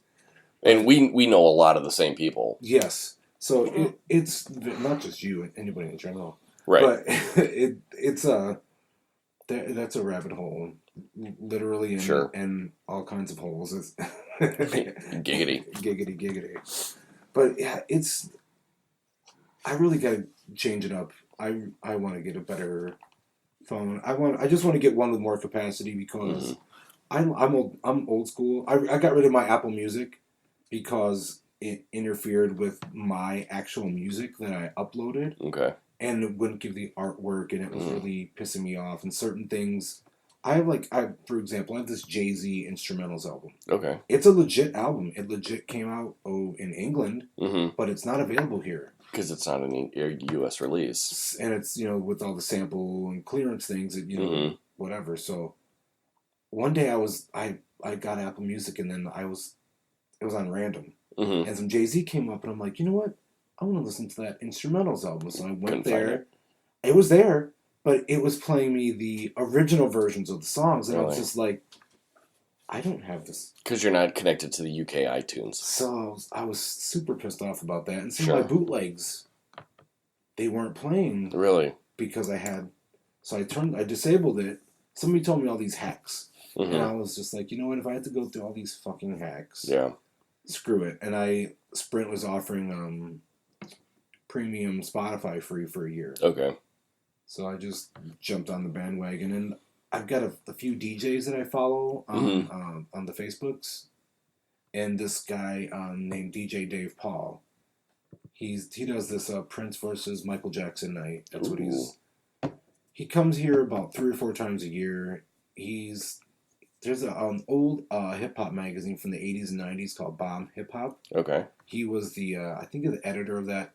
Great guy. He makes a lot of great playlists. Sure. He's got this playlist that I follow. It's called 80s for Introverts. Okay. And, oh man, it is one of the best 80s playlists I've ever come across. And it's runs the gamut of... Right. He might be on Apple Music. I'm not sure. I think he prefers Spotify, but after he had recommended some stuff and me to follow some people, and I just got in this rabbit hole. And I've discovered a lot of stuff that, like, from the 80s and the 90s that I had remembered seeing from working in the music stores. You always see all these albums, and you'll see covers, and like, oh, I wonder what this sounds like. Did you listen to that mix I sent you? Yeah, I did. Dude, it's brilliant, isn't it? Yeah. Dude, hearing Beyonce over Daft Punk, dude, that was pretty badass. Even though I am not a fan of the Bay, especially of the Bay Hive. Yeah, I am indifferent towards Beyonce. She's talented. I give her that. Oh, yes. I was a Destiny's Child fan. Like, I dug Destiny's Child. So did I. But, like, I'm like, all right, well, she struck out on her own. That's great. And, and now she's banging, Jay-Z. That's cool. Whatever. But I'm not a huge... Like, if somebody gave me a ticket, I would not turn it away. I'm not sure. I wouldn't buy a ticket, but if somebody gave me one and said, hey, let's go to Beyonce, I'm like, all right, I'll check it out. I thought about it the last tour, the On the Run 2. When she was touring with Jay-Z. Because the Carter's album that came out, I was like, nah, it's all right. Yeah, it was pretty meh for me. I really haven't paid attention to his albums in a minute. Yeah. Hers, I have. She should have stayed. He should have stayed retired. I concur. I did pay attention to Lemonade, but after the fact, it was because, especially being in the gay community, and just she was being shoved down your throat anyway. As the new Diana Ross. Yes, and then who I saw with the when Diana Ross did the Supremes' 40th anniversary or 50th anniversary reunion tour. Shut the front door. Yep. Wasn't the original... we share a birthday, me and Miss Diana. Do you really? Yeah, I went with my mom, and it was at Rosemont. And, of course, my mom had, like, the Cheech and Chong van. And, like, we're passing joints around. This is years ago. And we're passing joints around. And upside down, you're turning me, huh? Dude, seriously. Like, and I'm, like, looking out the window. I'm like, oh, my God. That's Mrs. Johnson. Mrs. Johnson was my first and second grade teacher. My mom rolls down the window, smoke pouring out of the van. "Hey, Mrs. Johnson!" I'm stoned to the fucking gills. Here comes my second grade teacher, like, "Hey, how are you?" And I'm like, "I'm good." Holy shnikes. Yeah, dude. That would totally... That was my mother. That's my mother. So. Well, that's a damn good parent concert story. Dude. I only have that one, other than... I took my mom to see Fish. Oh, wow. Yeah. She enjoyed it. I was going to take my parents to see the Stones the last time they were here. God, that was a while ago, wasn't it? It was 2014. 2014. They were at the United Center. Okay. It was a couple nights. Yeah. And something happened when my dad had some kind of knee surgery or something, and then around the time the tickets went on sale, and it was just... the show wasn't like that far out, so there was no way that he could handle it. I thought about it for this tour, and then the tickets went on sale that day, and I just totally spaced. I got so involved in my work. I had the windows open and everything. Sure. And I had my Amex. I had both my Amexes out. I was ready for, like, I got an Amex. Just for concerts? Yes. I got City cards too, just because those are the two that tend to have the best pre-sales and the preferred seating. Like, dude, I got City pre-sales for, or no, it was no, they did something with Chase. Chase does stuff too, but I got Chicago theater. Yeah, well, I got pre-sales for Guns N' Roses when they came around. Oh, did you? And we ended up in the fucking nosebleeds. Yeah, I saw that you were in the nosebleeds for Guns N' Roses. It was a good show, though. Oh, I know. You went to the Friday one, right? I went Friday, yeah. I was there. Sean was there. Sean was there that night too.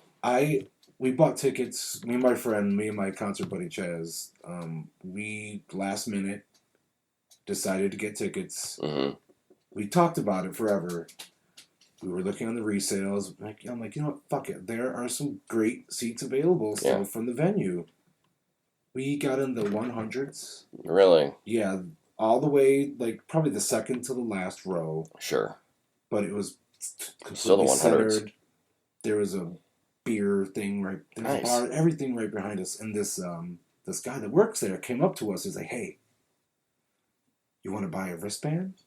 We're like, "Yeah." So we bought wristbands from him for $20. Nice. Left our seats, went down to the floor. My friend was so nervous. Now I've been I'm one of these. A lot of people do not like me. These type of people. You sneak to the front? Oh, I sneak to the front. I move. I do whatever. I did it for Sure. Prince. I did it for Madonna. I've got some great stories of me sneaking into places that I should not be.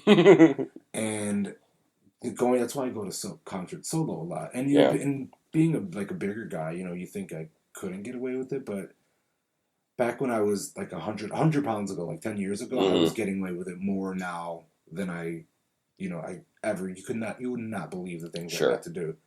And so, I distracted one of the people because we got down to the floor. We got to a certain part. We came to the seats. Nobody was checking for our ticket, but we went to go to the GA floor. Okay. And like the first 4 rows, and you had to have another wristband. So we got denied. So we went back, and my friend crossed the barrier, and then he's like, "Come back with me," because he wanted to go somewhere and smoke a joint. And when we came back, they were giving him a hard time. They wouldn't let him get through. I went over to the other side, and I was talking to the same lady that had let us through before. Sure. And she had a Janet Jackson shirt on. Nice. I'm a big Janet Jackson fan, so I started talking to her about Janet, and we had went to some of the same shows. And then I told my friend, "Come over here," and he came over here, and then we just walked through. We were probably we're on the floor, 11th row. Nice. We found an aisle that had like 3 seats available. We'll just stay here until somebody comes. Right. We got 4 songs into the show. Somebody came. Well, there were 2 guys that were next to us, and there were 2 seats. Those 2 guys had those 4 seats, and then they had the whole row. They were some rich kids. Right. They had the whole row to themselves. I'm like, "You bought this whole row?" He's like, "I was going to sell them. My friends bailed on me." He's like, "So I just said, fuck it, we're going to have the whole row." Nice. He's like, what I was going to do is I was going to go to nosebleeds and just pick some people out and say, here, come sit with us, come party Sure. with us. He's like, but you guys are cool. He's like, take our seats. And the other people, they were pissed because Sure. they tried to get us kicked out, but the guy handed us the tickets. Yeah, tickets in your hands. Fuck And 'em. so I'm like, Dude, that was a great show. it was a great show. I had never seen Guns N' neither Roses have at that I point. hadn't seen Alice in Chains either. We got there, like, there were 2 songs left for Alice in I Chains didn't get set. to see them. I got to hear them. Yeah, we heard them as we were walking I in. was pretty. We downed a bottle of Jack before we. As you do. Before, of course, we went to see Guns N' Roses. Mm-hmm. So, and then we were double fisting the beers, the $13 Heinekens, inside the venue. It was my first time at Soldier Field. It was my first big stadium show. Huge show, dude. It was huge. Well, you know what? It wasn't my first. It was my first huge show because I went to Rockfest in 2000 with Metallica, the headliner, Kid Rock, STP, Mm-hmm. Gomez, Third Eye Blind. Gomez is out of place in that lineup. Oh yeah, I know. And oh my God, who else was there? And Third Eye Blind was way out of place. Oh, too. it was such a random Tonic. See, okay, Tonic is great live. Man, Tonic fucking killed That it. first album was fucking brilliant. I don't know if they even put out anything else after that. I'm pretty sure they did. I'm sure they did, but like nobody. They were. God, who else was on that tour? Man, Lifehouse. Oh my God. Oh my Lord.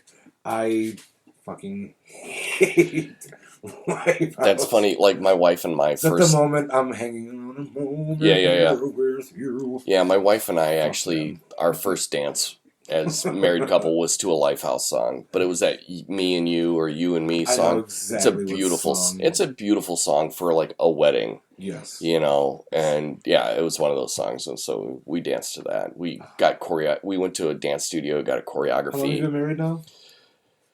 June 16th, it'll be 7 years. Oh wow. Yeah, we've been together for 9.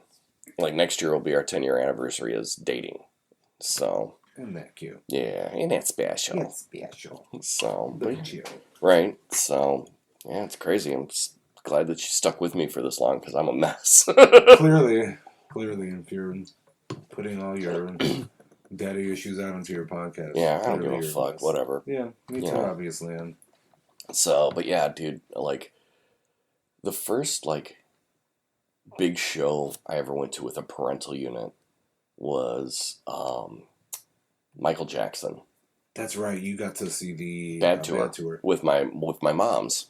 Yeah, you know what? My concert buddy Chaz, that was his first. I think that was his first. That was my concert. first show ever too. Yeah, And hang out then with his family. yeah, and then after that, it was years. It was 97. So it was like 9 years later.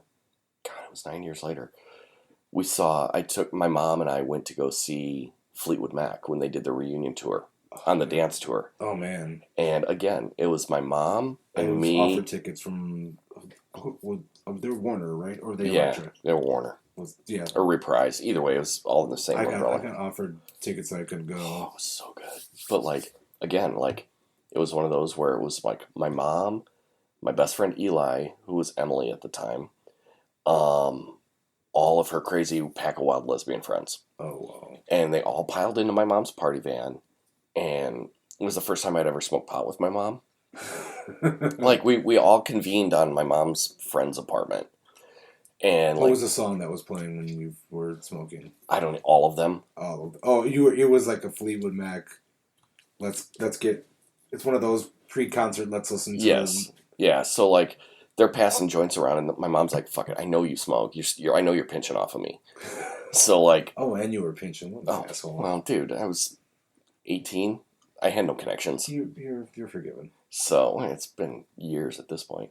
So like, we get into the van, and like, she's like, "I know you smoke," and I'm like, "All right." I'm passing it to Eli, and he's passing it around. And like, we get into the van, and at one point, I think there were 6 joints going around. Holy shnikes. Between like 8 people. And we were fucking stoned to the gills before we even got to the show. So then we get to the show, and like, my mom and I are sitting together. Eli went to go sit with his mom and his aunt. My friend Carrie was sitting with her mom And then the rest of my mom's friends were all scattered about because everybody had bought tickets on their own. Is it the Rosemont? Rosemont. And like my mom, like we're sitting there, and my mom, it was like right before the show even started. There was no opening act. It was like an evening with Fleetwood Mac. And my mom's the last tour, right? Hmm? That's how they did the last tour. That's I'm what not it was sure. called. It But was yeah, called yeah. an evening. Yeah, but Lindsey Buckingham wasn't with them, so go fuck yourself. Oh yeah, I've got a horrible after your I've got a horrible Fleetwood Mac story. Yeah, Eli went to that show and said yeah? it was fantastic. Said the kid that they had play guitar was great, but I'm like, Neil he's Flynn? not Lindsey. Yeah, Neil Flynn. He was from Crowded House, wasn't Yes. he? Okay, so like he's got some bona fides. One of the Wilburys was part of that too. Who, Jeff Lynne? Yes. Really? Yes. Okay. That's who they took two people to replace Lindsey Buckingham. I bought tickets to that. Did you? I was going to go, and then I was just like, you know what? I'm just gonna sell these. Mm-hmm. I'm not. I can't. No, I can't. Yeah. I was I put them up there. I put them on sale on StubHub, and then I took them off because like one of my friends was like, "Oh, I really want to go. I gotta see Stevie," and I was like, "Okay, fuck it. I'll pay the $200 and whatever $50 it was for these tickets. $250 each because I got floor tickets." Mm-hmm. My friend changes his mind. Dick. So I put them back. I put them on Ticketmaster. Sure. And are they verified resales? The whole time I totally forgot. I'd never taken them off StubHub. Mm-hmm. So one day. Oh no, you sold them twice? I sold them on StubHub, and then I'm like, oh, okay, cool. And I forgot to take them off Ticketmaster. And dope. Guess what? They sold on Ticketmaster too. And I had to pay. For the person to get other Fleetwood Mac tickets, or they just got their money back. Mm-hmm. They couldn't find them good enough Fleetwood Mac tickets, thank God. Mm-hmm. But I still. That's lame. You lost your ass on that. I lost $500. Oh. $500 fucking dollars. It's still on my Discover card. I'm still paying on that today, so. Stevie Nicks, I know you just got another Rock and Roll Hall of Fame induction. If you could give me $500, right, I'd appreciate it. Yeah. So we're sitting at the show, and my mom's like, "I'm gonna go get a beer. You want a soda?" I'm like, "Yeah, sure, fine." I was 19 at the time. She comes down, she hands me her soda, and hands me my soda. I take a drink and I about spit it out of my mouth because she'd actually gotten me a beer. Oh. Yeah, and I wasn't anticipating a beer. Like, you get your mouth ready for a Coca-Cola, you're expecting a Coca-Cola. You're waiting for that sweet nectar of God. You're right, and then next thing you know, you got a Miller Lite in your mouth, and you're like, oh. Especially if it's Miller Lite. Yeah, well, I mean, it's the lesbian's beer of choice. It totally is. It really is. It was Bud Light for a minute. See, that must have been in the few years that I was out of the house, because the pendulum must have swung. I think it has now too, because I haven't really hung out with any lesbians lately, so I don't really go to lesbian bars. Right. I don't go to bars, so. No, I was never a bar guy. Like I'd go to shows. Like, if there was a band playing at a bar, I'd go to see that. But I'm not like a bar goer tour guy. I'm like not into that scene. Like, I just don't like drunk people that much. I don't anymore. After not drinking like I used to, and I didn't drink a lot. Sure. But I did like a drink. Anytime I went to Denver, I was going to 2 or 3 different brew pubs or. Well, when you're in Denver, when you're in Colorado, you're in beer country. That's like the Napa of beer country. When I was in Cincinnati sure. last summer, I made it a point to get some local brews. I went to Cleveland. When I went to the House of Blues in Cleveland, it was 2 summers ago. It just came up in my Facebook memories a couple weeks ago. Sure. I had the worst beer, and it was an IPA. I cannot remember for the life of me. I remember I commented on, and I screenshot. I'll have to go through my phone. Was it Great Lakes? No, it was a local. Okay. Well, Great Lakes is local to Cleveland. Oh, is it? Yeah. Oh, I didn't know that. Yeah, my wife and her whole family are from Cleveland. Oh man, it was like a double IPA, and it was so fucking heavy. Really? Well, double IPAs are usually pretty fucking heavy. Oh man, it was heavier than I anticipated, and I was just like. Do you want another? Oh God, yes. Okay. It was so awful. I could never go back. Never. All right, I'm gonna put a pause. Yeah, I've got several mushroom stories. I don't have several. I have a couple. I have 2 or 3. Oh, we're back. Sorry. Yeah, we're back. I have 2 or 3 mushroom experiences. Mm-hmm. The last two were like, whoa, like Mm-hmm. I wish that I could remember more of the experience because Sure. there was lots of marijuana involved in it as well. When I would see Gorillas for the Humans tour, Okay. They were at, weren't they at, Northerly Island. you know what? I liked that place before they renovated it and changed it. Oh man, when did they renovate it? In I don't even remember. It was new because I saw the Beastie Boys there, and then like years later I saw Fish there, and they had moved because like when I saw the Beastie Boys there, the stage actually faced the ocean, the lake, okay, and then when I saw Fish, the stage, like when you were looking at the stage, you could see the skyline of the city behind you. okay, that's the first time I went there was '08 when STP came back. Okay, Not a great show. was Wyland fucked up or? You know what? This might have been a time where he was legitimately sick because two of the other guys in the band were sick, Mm-hmm. and it was one of them. I want to say it was Eric Kretz ended up having to go to the hospital because he had the flu or something. Really? So, but you never know. It was the only time that I saw them that I didn't think it was less than stellar. Mm-hmm. I only got to see him once. But you got to see a great show. Yeah, because it was on Tiny Music Tour. Yeah, that was. And that's when Rodman came out. That show is audio wise. It's on YouTube. Is it really? Yes. Ooh. Yeah, I shared it. I want to say I shared it on the 20th anniversary because that was my first big arena show. Really? I'd seen Janet Jackson in arenas, Mm-hmm. but I'd never seen a rock show. My God, yes, I did. I saw. Now that I think about it, I saw REM, the Monster Tour, at the Tinley Park. Okay, yeah. And my friend made us late, so I missed fucking Radiohead. Really? Yeah, we were in the parking lot, and Radiohead was. That reminds me of like, did you work with Eric Nichols at all? Sounds familiar. He worked out of he worked with me and Ada in Fox Valley. Okay. He ended up working for RCA for a while, and he got me tickets to see Foo Fighters with. I do remember him because when he came into Circuit City. Mm-hmm. God, what was he promoting? Wild Orchid. Okay. Yes, I know Fergie. Hello, that's where Fergie's from. Was it really? Yeah, that's where Fergie is from. Yeah. Fergie. Well, I knew she was from like Kids Incorporated, but yeah, Fergie was in Wild Orchid. That's crazy. So he came in and he had mentioned that he had worked because Sean came in the store to visit me, and there was like a whole hey. Yeah, because Sean worked with me with Eric, I think, for a half a minute. Yeah. But he got me tickets. I was at Northern. I was living at Northern at the point. I was still going to school.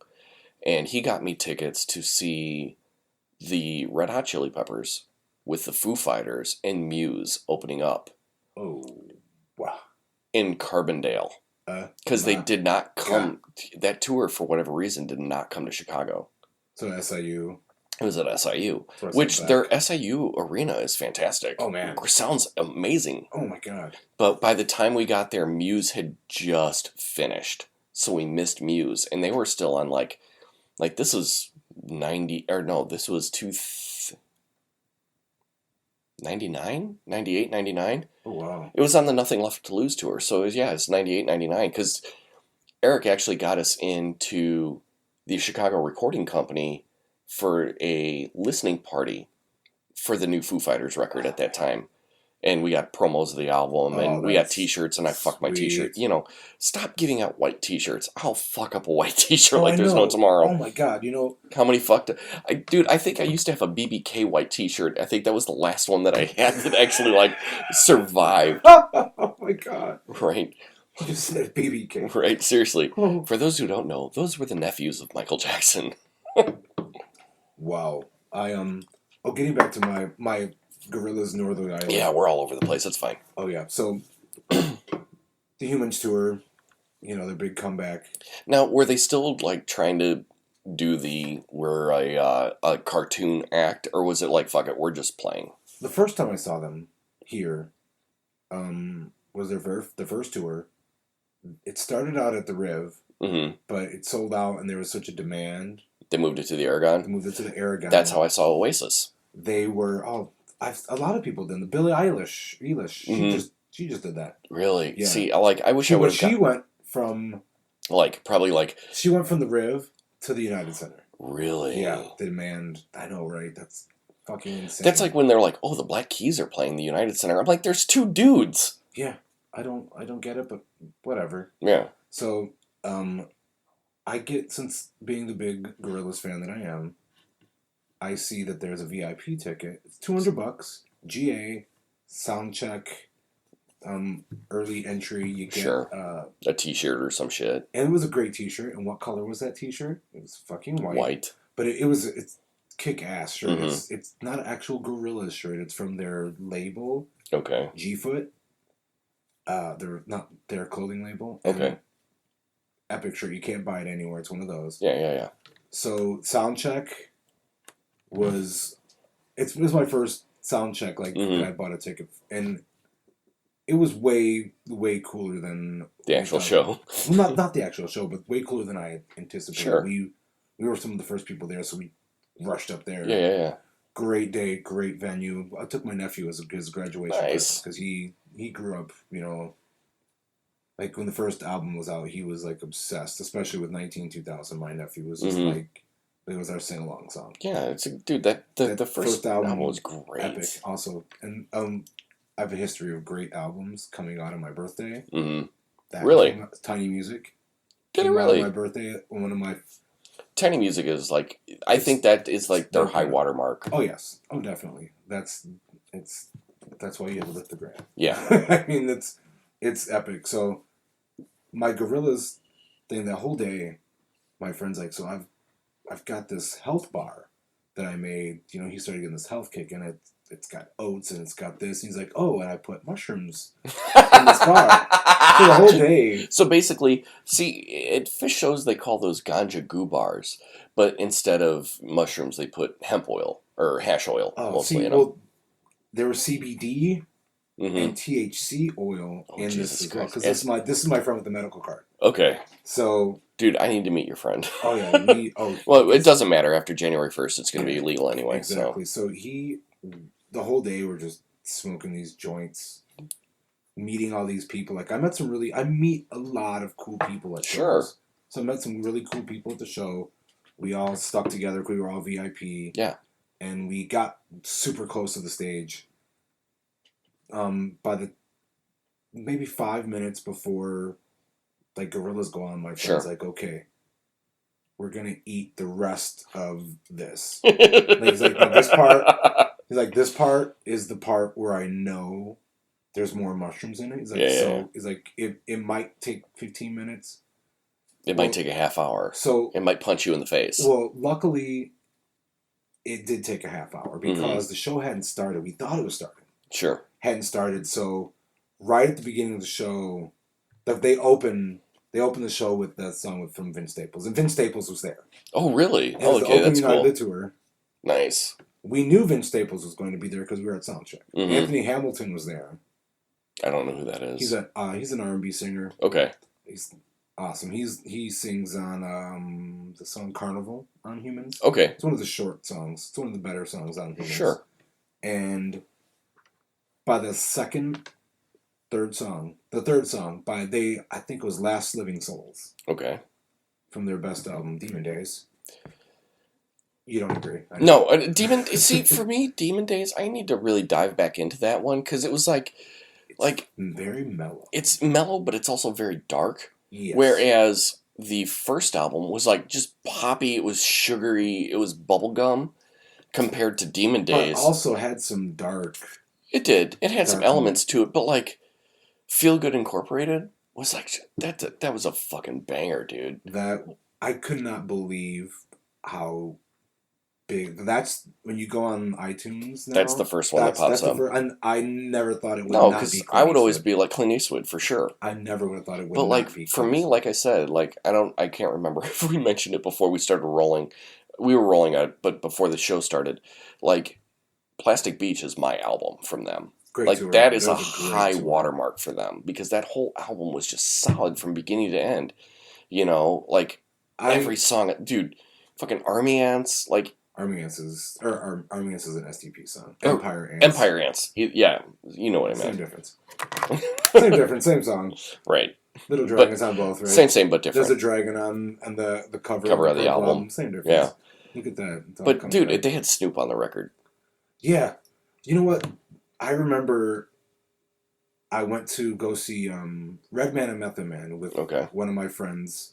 Do you remember back in the 90s, and they're still around today, but there's a local hip-hop group to Aurora called the Po Bombs. Yeah, I know Brandy. And... I went with Brandy and my friend Nate to go see Redman and Method Man. Yeah. So I'm like, you know what? I'm going to play them Plastic Beach. Mm-hmm. I'm sure that they're going to appreciate it. They fucking hated it, I bet. Oh my God.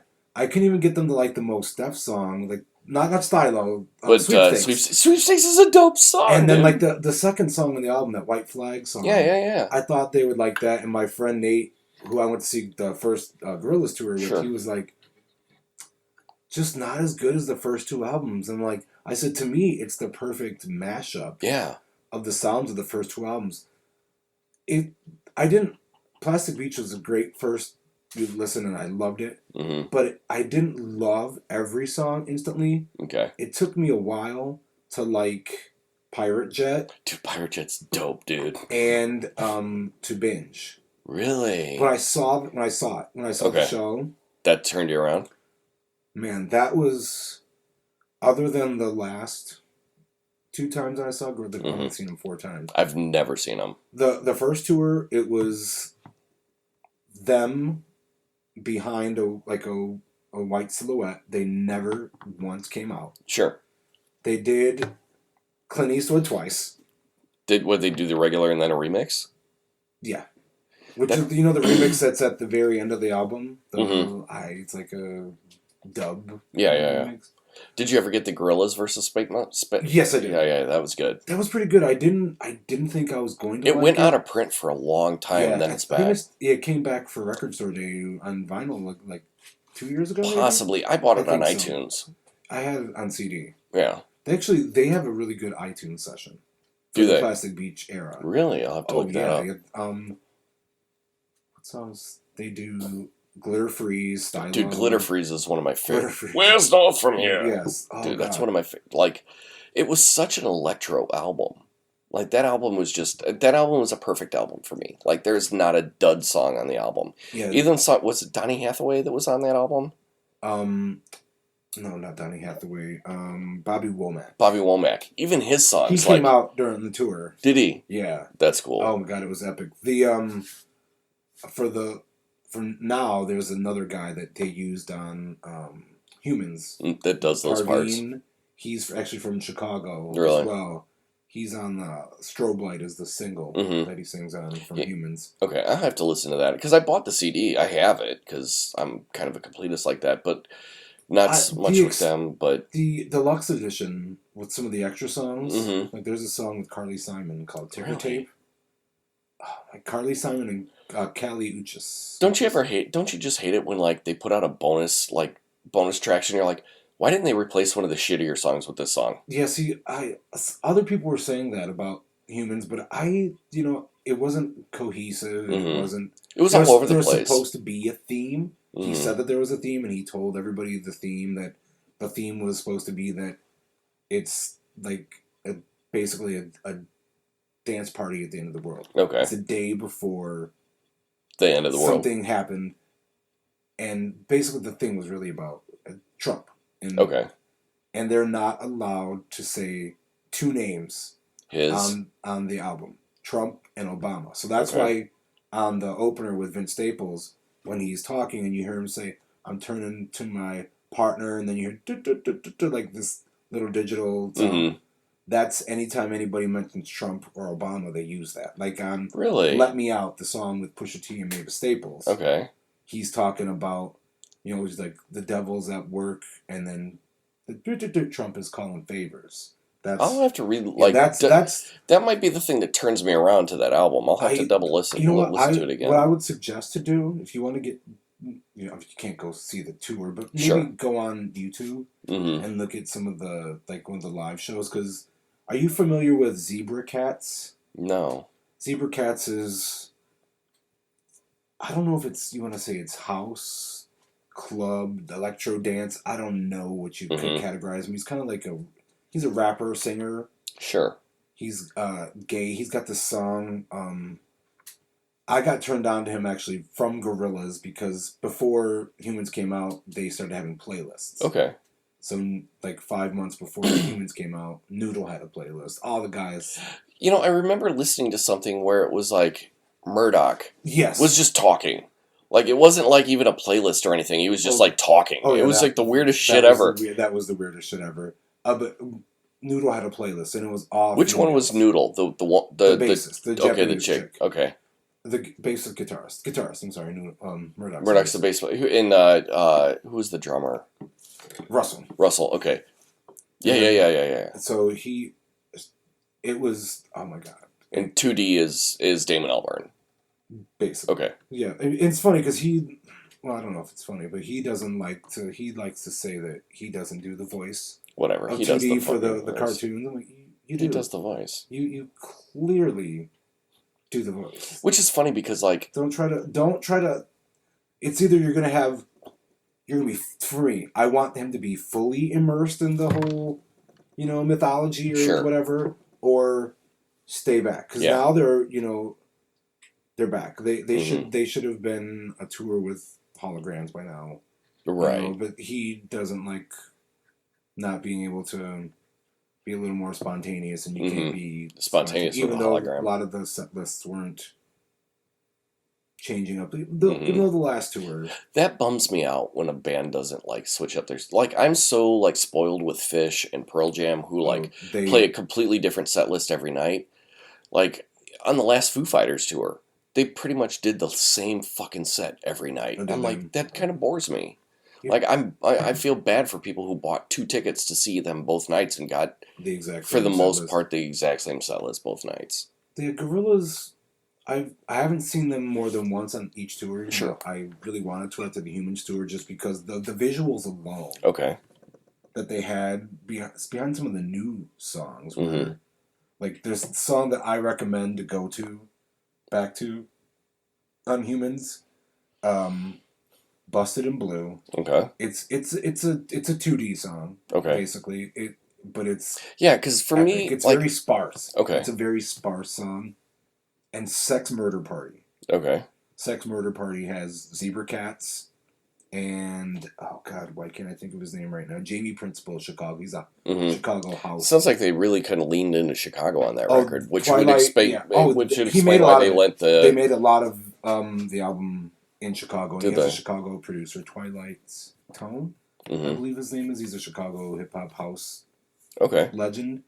He did a lot of stuff. Mavis Staples. Well, obviously. Yeah, I mean, that's definitely a song. Sex Murder Party. I go back and check it out. Yeah, I'll double check that record too. They got a song with Grace Jones in there. I think that they kind of wasted Grace Jones, but I still.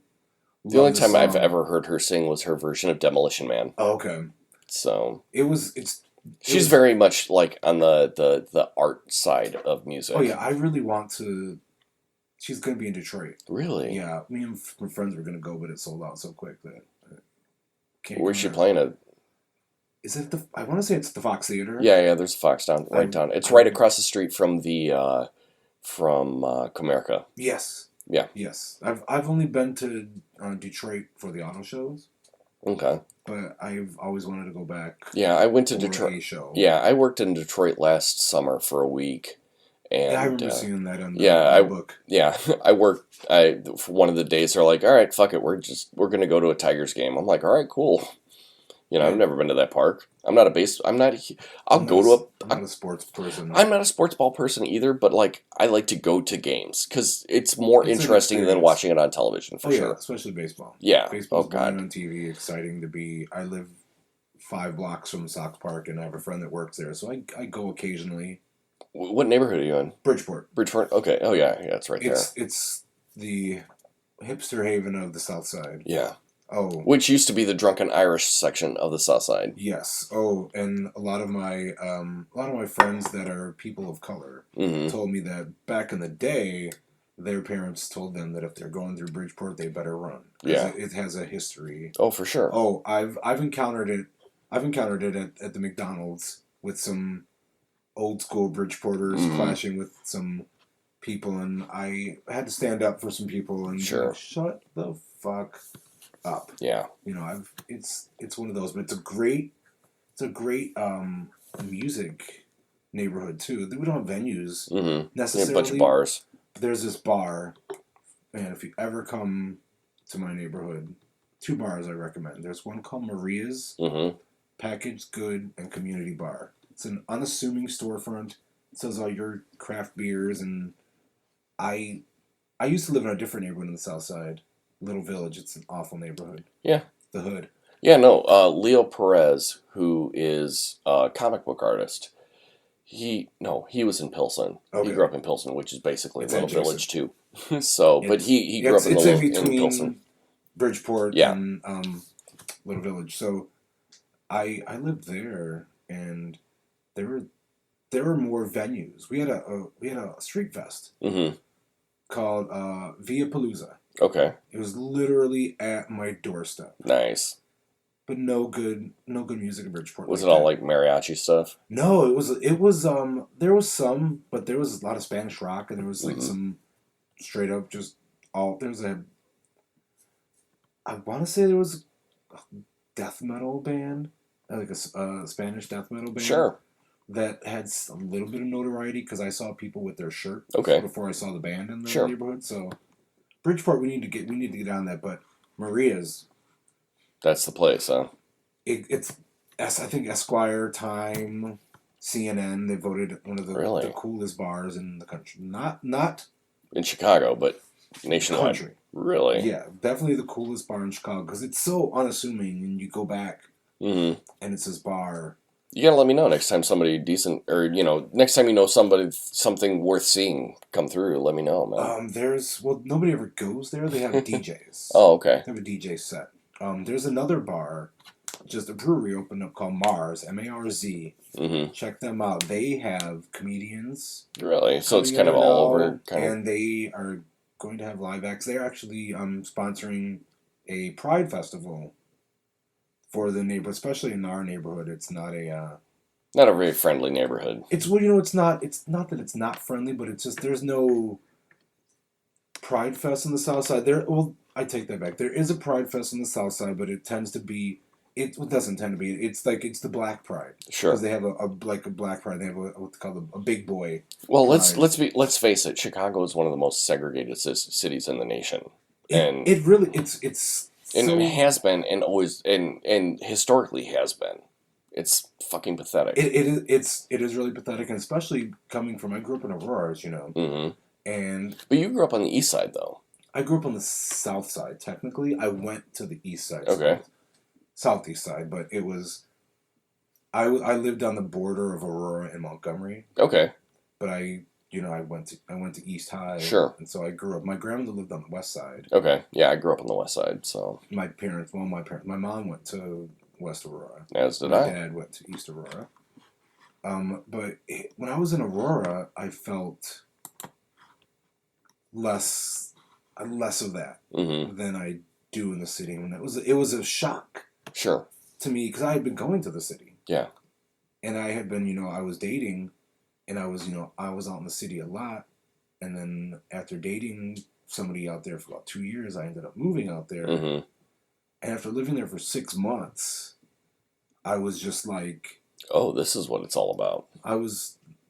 I thought, everybody was just, being very hyperbolic about everything. And I was taken aback. And then my first job where I worked in the city, that's when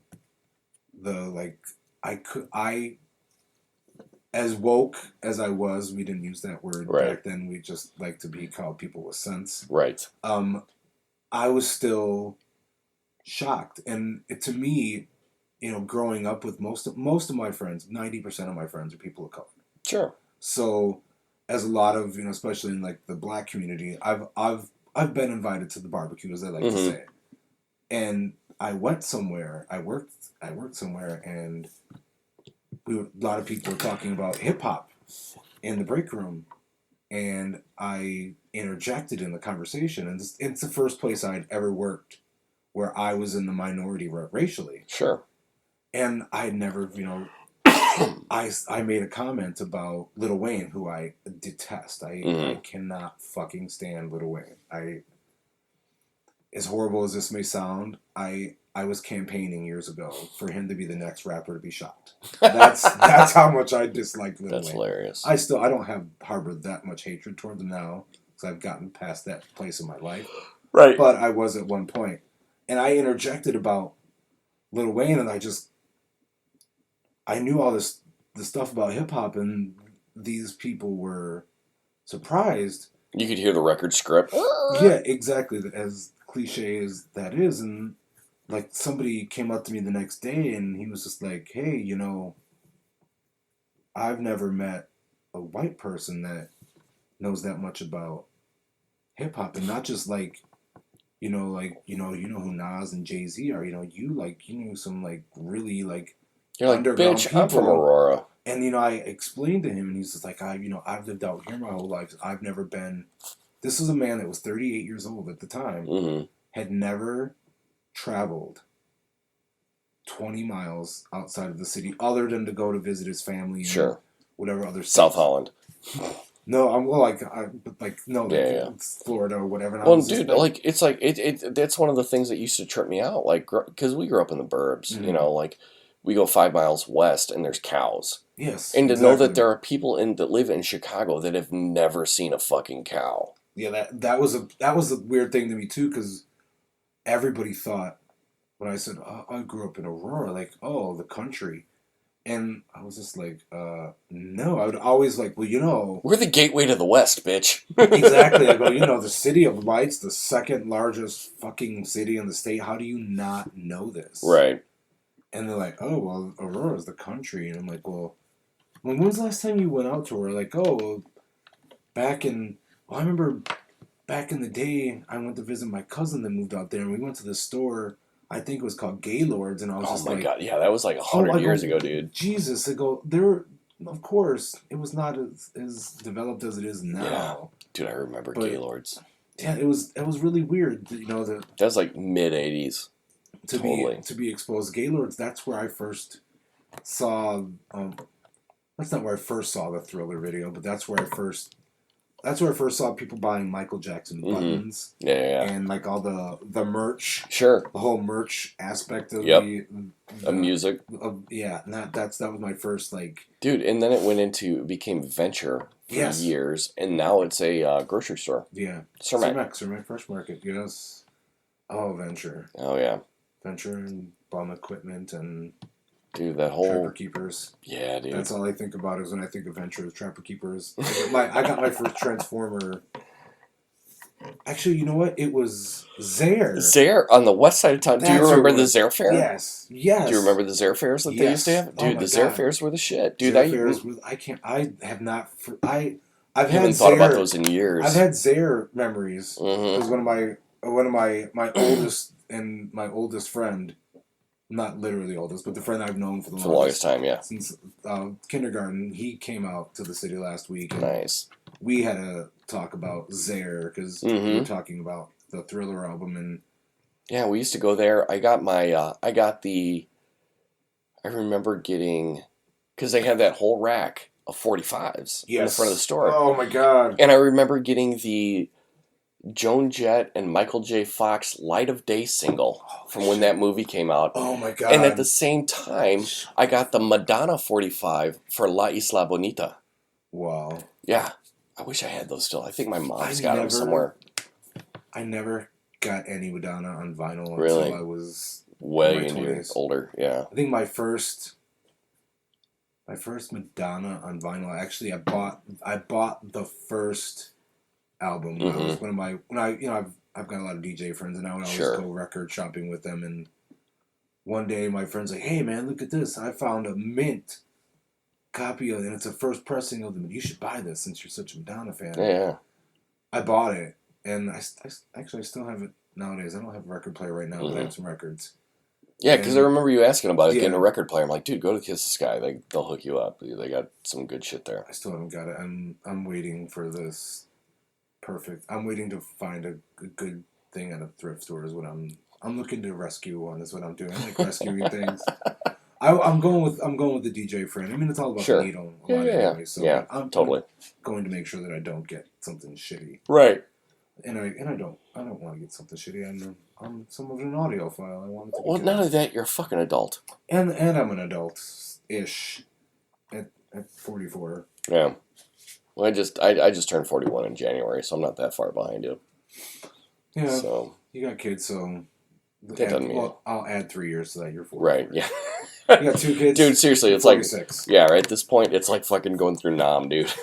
Do you want to like what if you could take your kid to a show, Grayson to a show in 5 years?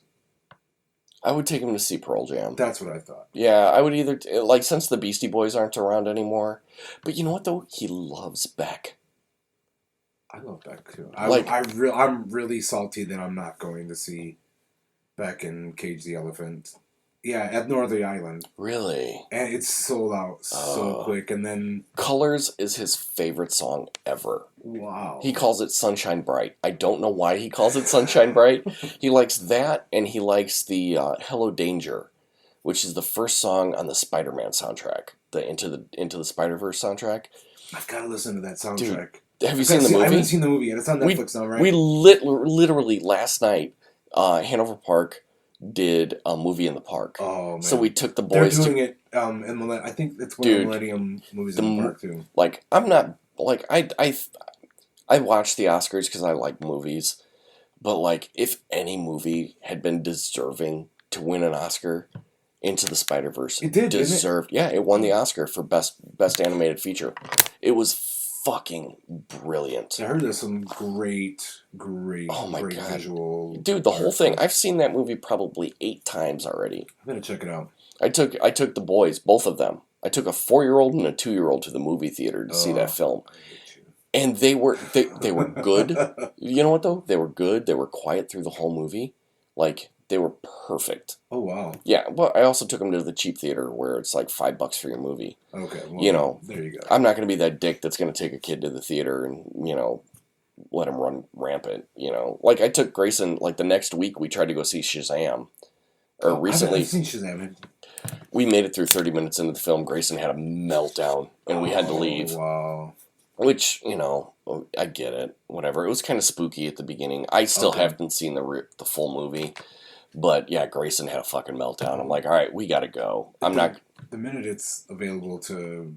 I'm going to buy it. Stream on demand or whatever, I'm going to check it out. Because I've heard nothing but... I've heard great things about it. And, it was marketed this whole family film. Oh, it's a big... finally, they're on the light side of a DC movie. And I'm like, all right.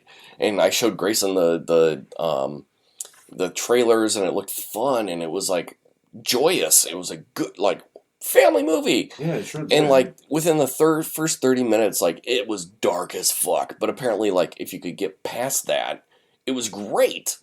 But there was a scene where the bad guy goes into the temple where Shazam's the wizard is and shit, and this woman touches something and turns to fucking ash, and Grayson lost his shit. How old is he? 4. Oh, yeah. So I can see that. Yeah, he'll be 5 in November, but still, he was like, I'm done. We're done.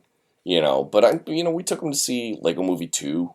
He was dope. He was loved Lego Movie 2. Well, it was good. It was so fun. I love the first one. The first one was my favorite movie of that year. Oh yeah, that was my favorite movie of that year too. But Lego Movie 2 was just as fun. I mean, it wasn't as good as the first one, but it was fucking great. It was a fun movie. It was so fun. So, I like the Batman. The Batman one? The Lego Batman was great too. That was the very first movie I ever took him to see in the theater. It wasn't as I thought it would. It wasn't dark, but I wasn't as whimsical. It wasn't as whimsical because you thought it was going to be. Yeah. Yeah, and the action was really intense at points. Yeah, it was so. I was like, wow, this is better than Batman versus Superman. Yeah. Well, a lot of things are better than Batman versus Superman. I've had some really shitty pizza. Yeah. That's been way better than You know what though? But still, I'm still shitty piece. disappointed. I'm still mad at. I'm still as I'm looking at Batman and Superman and crochet. My grandmother made those. I remember those. Oh my god. Yeah. And oh my god, and Wonder Woman right there. Yeah, good idea to change the calendar to June. I'm still mad about that movie.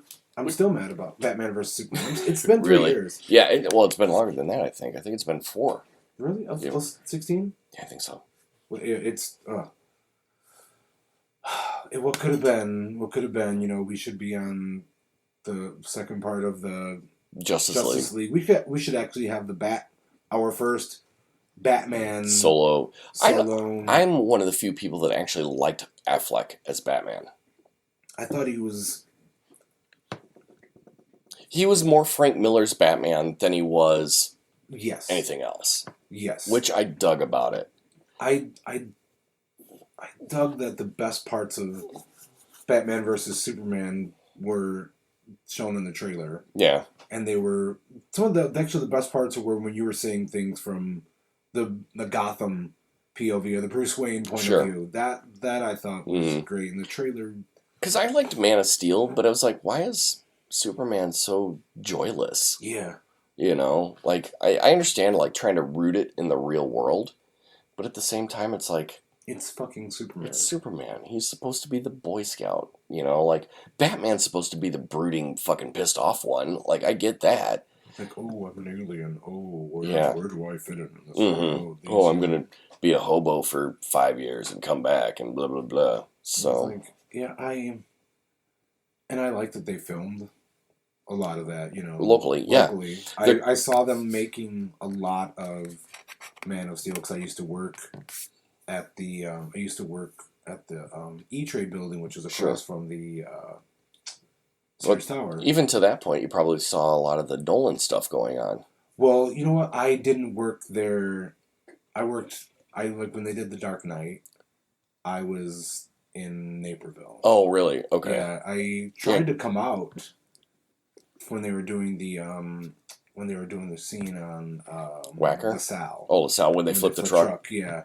One of my friends was a cab driver at the time out in the city, and he's like, I was just driving. He's like, I totally forgot that they were filming, and I'm just driving, and all of a sudden I just see this helicopter laying on the street, you know, and on fire, and I was just like, oh. What the fuck? Well, you know, that happened to me when they were making Transformers 3. Okay. That's when I was working there. Sure. Me and my friend were casually walking around the block, and we were lit. We were crossfaded, as the kids like to call it.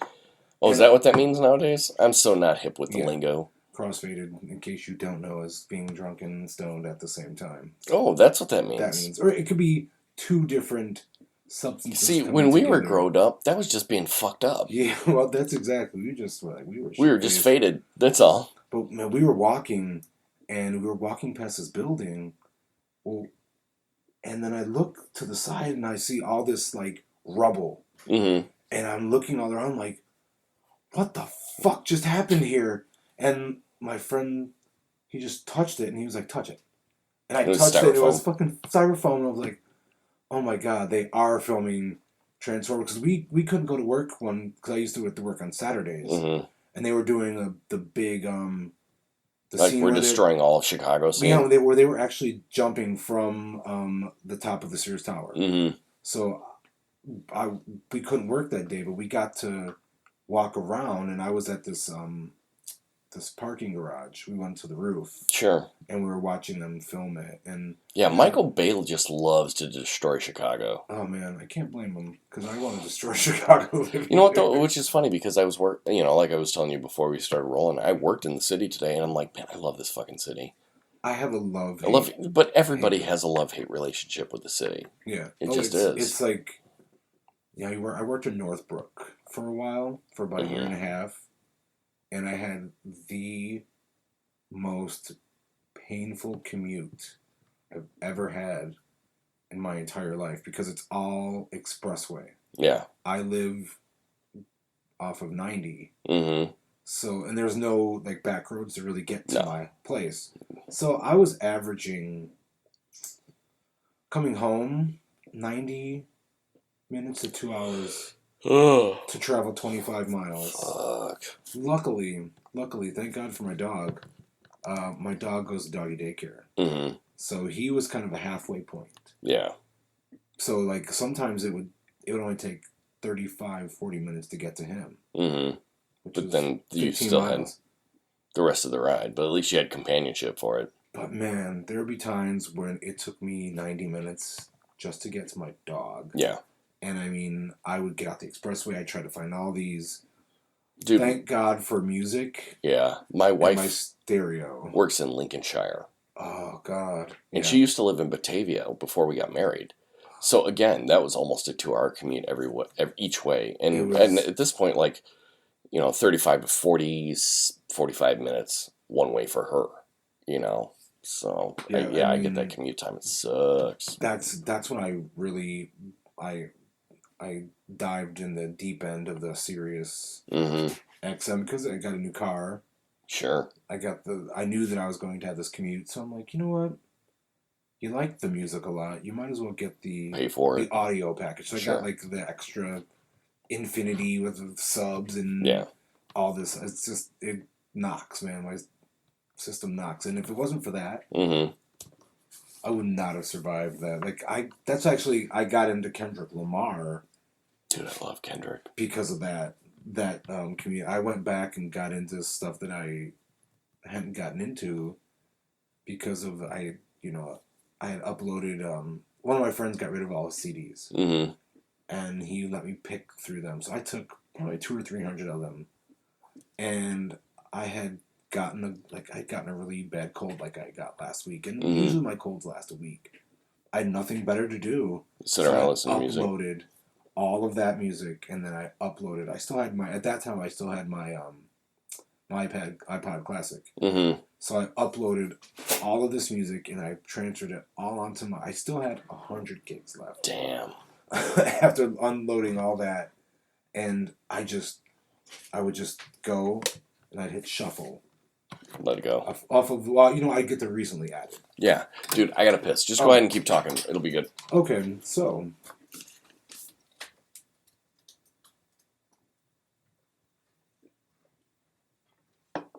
Ooh.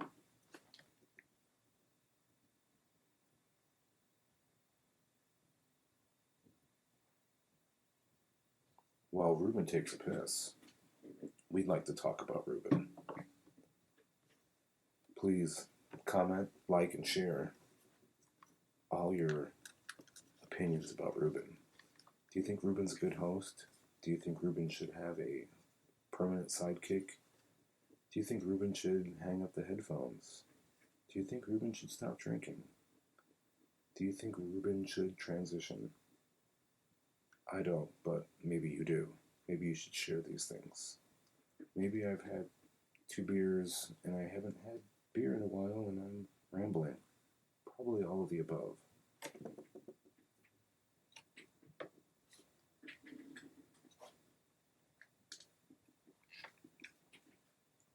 Pause.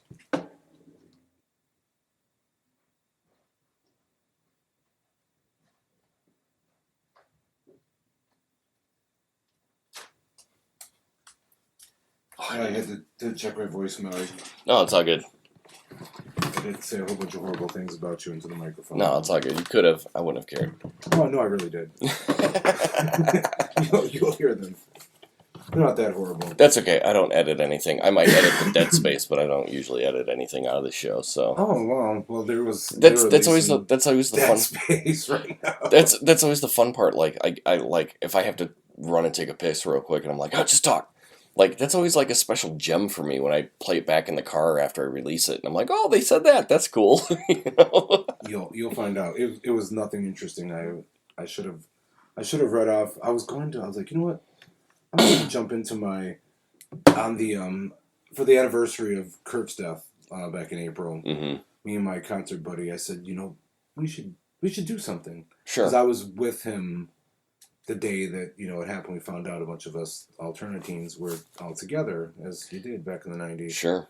You still hung out together and not on some chat room. Yeah, because what's that? Or chat room. Did I just say chat room? Yeah. That's 90s too. It's still, yeah, like we don't even have like that. Yeah. So I told him, I said, we should make a Nirvana playlist and we'll play it for each other. Don't tell each other anything.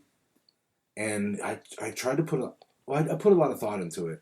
Mm-hmm. But immediately after I heard his playlist, and we got to his number one, which was, You're Right. Oh. I was like, why the fuck wasn't that my number one song? So we put together the playlist, and I thought we were going to have overlapping. We only had...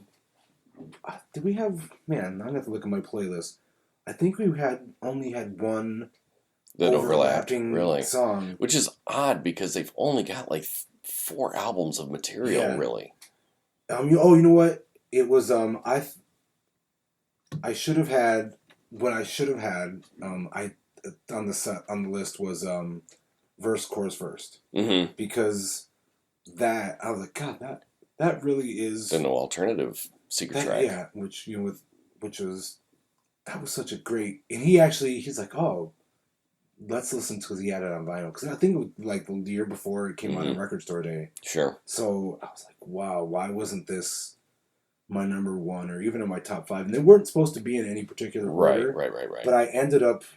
Mine were my particular order. And then you got 2 honorable mentions. So, like, I'll give you my top 5. Yeah, I'm interested to hear your list. Mine are all... There's just a theme of mine. Mine are all heavy.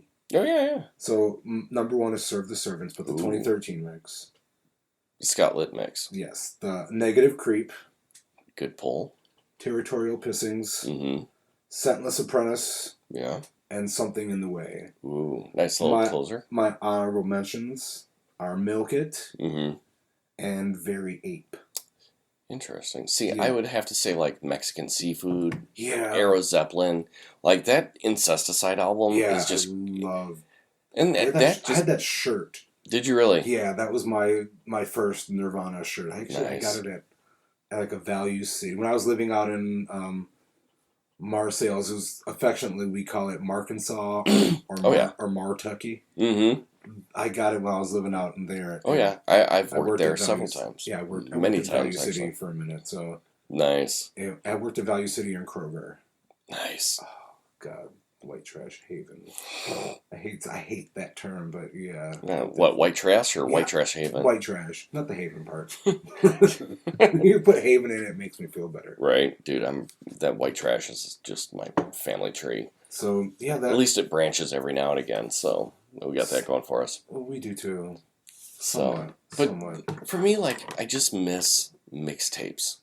Yeah, I would never make a cassette now because it's obsolete. But hipsters are bringing it back for some reason. Oh yeah, my buddy for Record Store Day. There's a Prince, the Versace Experience, which is a companion piece to the Gold Experience. Really? Came out, and it was only a promo cassette before, and they re-released it as a promo cassette. He's into the Spice Girls. He's all over the gamut. My mom saw the Spice Girls. Oh yeah, like at Tinley Park, third row. Oh wow, she bought her shit. She paid a lot of money. My friend would be jealous. He actually years ago. This is how dedicated he is to the Spice Girls. I don't know how long ago this was, but they did a show at Wembley. Yeah, it was like 10 years ago or so. He flew to Wembley. Went to the show, hung out for like 7 or 8 hours, and flew back. And flew right fucking back. Really? He is. That's dedication. Dedication. Especially even considering what's her name didn't do the show because she's too busy banging Beckham. Yes. He's very much like me. He will go to anything. Mm-hmm. If I'm remotely interested in something, you'll find a way to see it. Yeah, and we went. Great example. I owed him some money for exchange of medical cannabis. Sure. And I'm like, you know what? How about we go see Blackpink? If you don't know who Blackpink is, they're a K-pop group. They're a female K-pop group. They just played recently, didn't they? At Rosemont. Yes, that's what we went Aren't there like 175 people in the group? Yes. Okay. Just like the boy one. Yeah. Right now, BTS. Yeah. See, that's what I'm like crazy. Like I don't understand about the K-pop thing. Like, Okay, when we were growing up, boy bands were at the most 5 dudes. Yeah, there's 1,000. Like, how can you figure out which one is your favorite dude? Well, there's the one that releases their first solo single first. That's the one. The main person. And one of them, actually, I think for BTS, I think one of those guys I think I remember seeing something like that recently on my feed. Dude, K-pop is blowing up in the States now. We went to see it, and how was the show? my friend had the best, like, when he checked in, he had the best, like, description of the kind of shows that he goes to. It's like, most of the shows that I go to these days are equal part gay men and 15-year-old girls. Which, you were right there. They're pretty much the same fucking demographic. So that's hilarious. I was, as we like to say in the community, I was getting my life to these. And then, it's funny, I turned around and I saw to the left of me somebody that I at least knew from social media. Sure. And I just looked around and I saw all these people that were, old enough to have children at this show were at this show. So it's funny how, to quote a wise old sage named Madonna Louise Veronica Ciccone, music does make the people come together. It does make the bourgeoisie and the people and the rebel. I mean, there are. That's probably my favorite Madonna song. Really, because it's a simple, straightforward message that even if you don't like her or pop music or whatever, if you like music, you have definitely had an instance where you've come together with somebody you would have never fucking expected to. That video was my first introduction to Sacha Baron Cohen. Because he played Ollie G. Actually, no, that wasn't mine. Really, he did Ollie G as the limo driver. Oh, it was. So I had a friend who was hip to it. A punk friend that he had turned me on to Ollie G. Because I think the Ollie G show was on HBO at that time. Was it on? I believe so. It might have been. It was either HBO or Showtime, one of the two. Oh, or Ollie G in the house. On HBO. Yeah, he had I can't remember where he didn't have it from HBO, but he had a tape from over there. And I was just like, oh my god, this guy is fucking hilarious. Right. And then about 3 months later, I saw the Madonna video and I was just like, no fucking way. This is too fucking cool. That's one of her best videos. And she was pregnant as fuck during that video. It was ruined because she was pregnant. Yeah. They were supposed to be, like, the whole part that was animated with her fighting and everything? Okay. That was supposed to be her, like, doing a live action, like doing all that shit? 70s action, like, a la... being Kill Bill. Yes. Before, Kill Bill. But pre... Beastie Boys doing Sabotage. Right. Was it or post, I'm sorry. Yeah, it was after that, for sure. So I was so mad that she was pregnant with that. But she made up for it with her next video. She went full on. Was that Don't Tell Me? Yeah, because she went back to full on. That song is fucking great. She went back to full on, like, choreography, because she kind of stepped with Ray of Light. She didn't tour with Ray of Light. Yeah. She did a few live performances here and there, but she hadn't toured yet either. So when Frozen? Dude, seriously. Like, Frozen. Having that experience on LSD and then seeing the video for Frozen, like, that song spoke to me for a while. Like, I saw the video single. They had released. Did you really? Yeah. I had to go to Sam Goody. There's only like 4,000 or 5,000 of them they released at that time. Probably not worth jack shit now, but dude, there's a Madonna fan out there who will pay. Oh, trust me, I've paid some money for some memorabilia. I haven't bought anything ridiculous. But I've bought I bought a 12-inch single for Erotica, and I bought it because there's a poster. Co-written by Lenny Kravitz. No, that's Justify My Love. Was it Justify My Love? Justify My Love. Is that Prince? Yeah, exactly. From the Wayne's World video. let Lenny Kravitz tell the story about the song. He wrote most of it, and she just kind of came in and changed some stuff Melody to around. really. And he. It doesn't really sound like it could have been a Lenny Kravitz song though. Like Yeah, it but was totally like left field for him. yeah, it was. And then you think, then after that was when we got like It Ain't Over Till It's Over. So Yeah. After Okay. that you can kind of see it, but then later on when he did on 5 when he did that song with his mom, that Thinking of You song, which is an R&B, Okay. straight up R&B song. R&B soul song. I don't know if he has done an album that's I don't think he's done like a soul record. I would like to see him do like a traditional old school like 70s Mm-hmm. soul little funk album. I haven't really paid attention to any of his albums in a while. Yeah. Because what was that? What, number 5 wasn't the one with the head fly on it, was it? Yeah, 5 was Fly. Do you remember like that song played once every 15 minutes on Q101? Oh yeah, that song and that album. If I never hear that song again, I'll be fine with it. I'm right there with you. When I saw the last time I saw him at Tinley Park, he came out he came out into the crowd and he got stuck. Because this was at the height of that song being popular. They could not get him back to the stage. It was like a ruckus. The band just had to vamp for at least 10 minutes. His backing band was solid though. Oh man, especially then. That's when he still had Cindy on the drums. I still had the same guitarist. What is his name? I'm not sure. Kind of fro-y. Well, they were all fro-y at that point. Epic, but man, I was just like looking at him like, man, he's got to get back to the stage, and he got back. And he kind of rushed through a few songs, and he's like, it's like, oh my god, he's like, I'm over. He's like, he's telling everybody that he's over, and he just like, whatever he was playing, I can't remember what it was, but he stopped. He's like, we got to get this in, like I got to get flying, because it was his closer, right? Yeah, and it wasn't supposed to be his closer, really. Yeah, because like I saw somebody at the set list later on, and that was not Are You Gonna Go My Way was supposed to be his closer. As it should be. And he didn't. I don't think he did Are You Gonna Go My Way that day.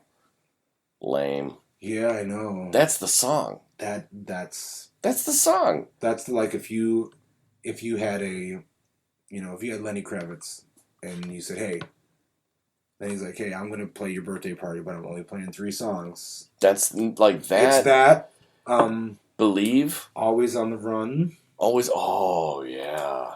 And man, for me, see, I don't know if I would have to go with to keep the party or personal favorites, but man, fuck it. If they're playing my party, it's going to be my favorites. I'm going to say Tunnel Vision, which is from Circus. Okay. Which is a little... That was like the album that, like, because he had Are You Gonna Go My Way, and then Circus came out, and it was like Rock and Roll is Dead, and nobody gave a fuck about him. His mom I think his mom just passed away? Or, there's something with... I think his mom passed away during the promotion for that. Because then he wrote that song, which was on 5 for her. Right. But, oh man, I'm trying to... Yeah. Yeah, that wasn't his 5th album, though, was it? Yeah, 5 was his... No, because it was Let Love Rule was the first album. Then Are You Gonna Go My Way? And then Circus. But what came out between Circus and 5? Remember, there's Let Love Rule. Yeah. Then there's something before that. There's something after Let Love Rule, because that's where It Ain't Over Till It's Over is from. Okay. Right? No, I thought that was on... Let Love Rule was in the 80s. It was like 89, wasn't it? Yeah, it was. It was. And then the other one is 91. I want to say 91 for It Ain't Over Till It's Over. Okay. I'm trying to think of this... I'm... Yeah. Let's see here... I want to say... Fly Away. Yeah, that's like when songs, Again, and Are You Gonna Go My Way, those 3. I don't even... When Again? I See You Again. Yeah, that song fucking sucked. That was his 80s. No. It sounds like an 80s song. Yeah. It's not a great song. It's off his greatest hits. You're right. It was the bonus track. Lenny Kravitz. All right, let's see here. Come on. And then he shaved all his dreads off, and I was like, why did you do that to yourself, sir? Energy. Get rid of the negative energy. Yeah, you know what, though? Lisa Bonet may have... Let Live Rule. Mama Said. Mama Said, damn it. Always on the runs on there. Hello. Who did I see do... Oh, my God. Somebody did a cover of Mama Said. Where? God, who was it? I can't remember. I saw a cover of Mama Said, and I can't remember who did the fucking cover. Damn, that fucking kills me. Yeah, Mama Said came out in or Always on the Run. Always on the Run. But that album came out in 91. Yeah, Let Love Rule was... Oh, wow, they don't even have the 89. Wow. Are You Gonna Go My Way was 93. Damn. Crazy. That video... For which one? Are You Gonna Go My Way? Oh, dude, it's one of the greatest videos. Ever. Yeah. Ever. I mean, and you want a video that truly captured the essence of somebody that... And was that Mark Romanek that did that video? It may have been. Such a great... God, that guy was such a great Mark director. Romanek? Yeah, totally. I mean, he made two of the best Madonna videos. Which ones? Bedtime Story and Rain. Okay. Rain wasn't... That was from a soundtrack, wasn't it? Rain was from Erotica. Was it from Erotica? Mm-hmm. Okay. Which is that's my favorite Madonna album. Sure. That and...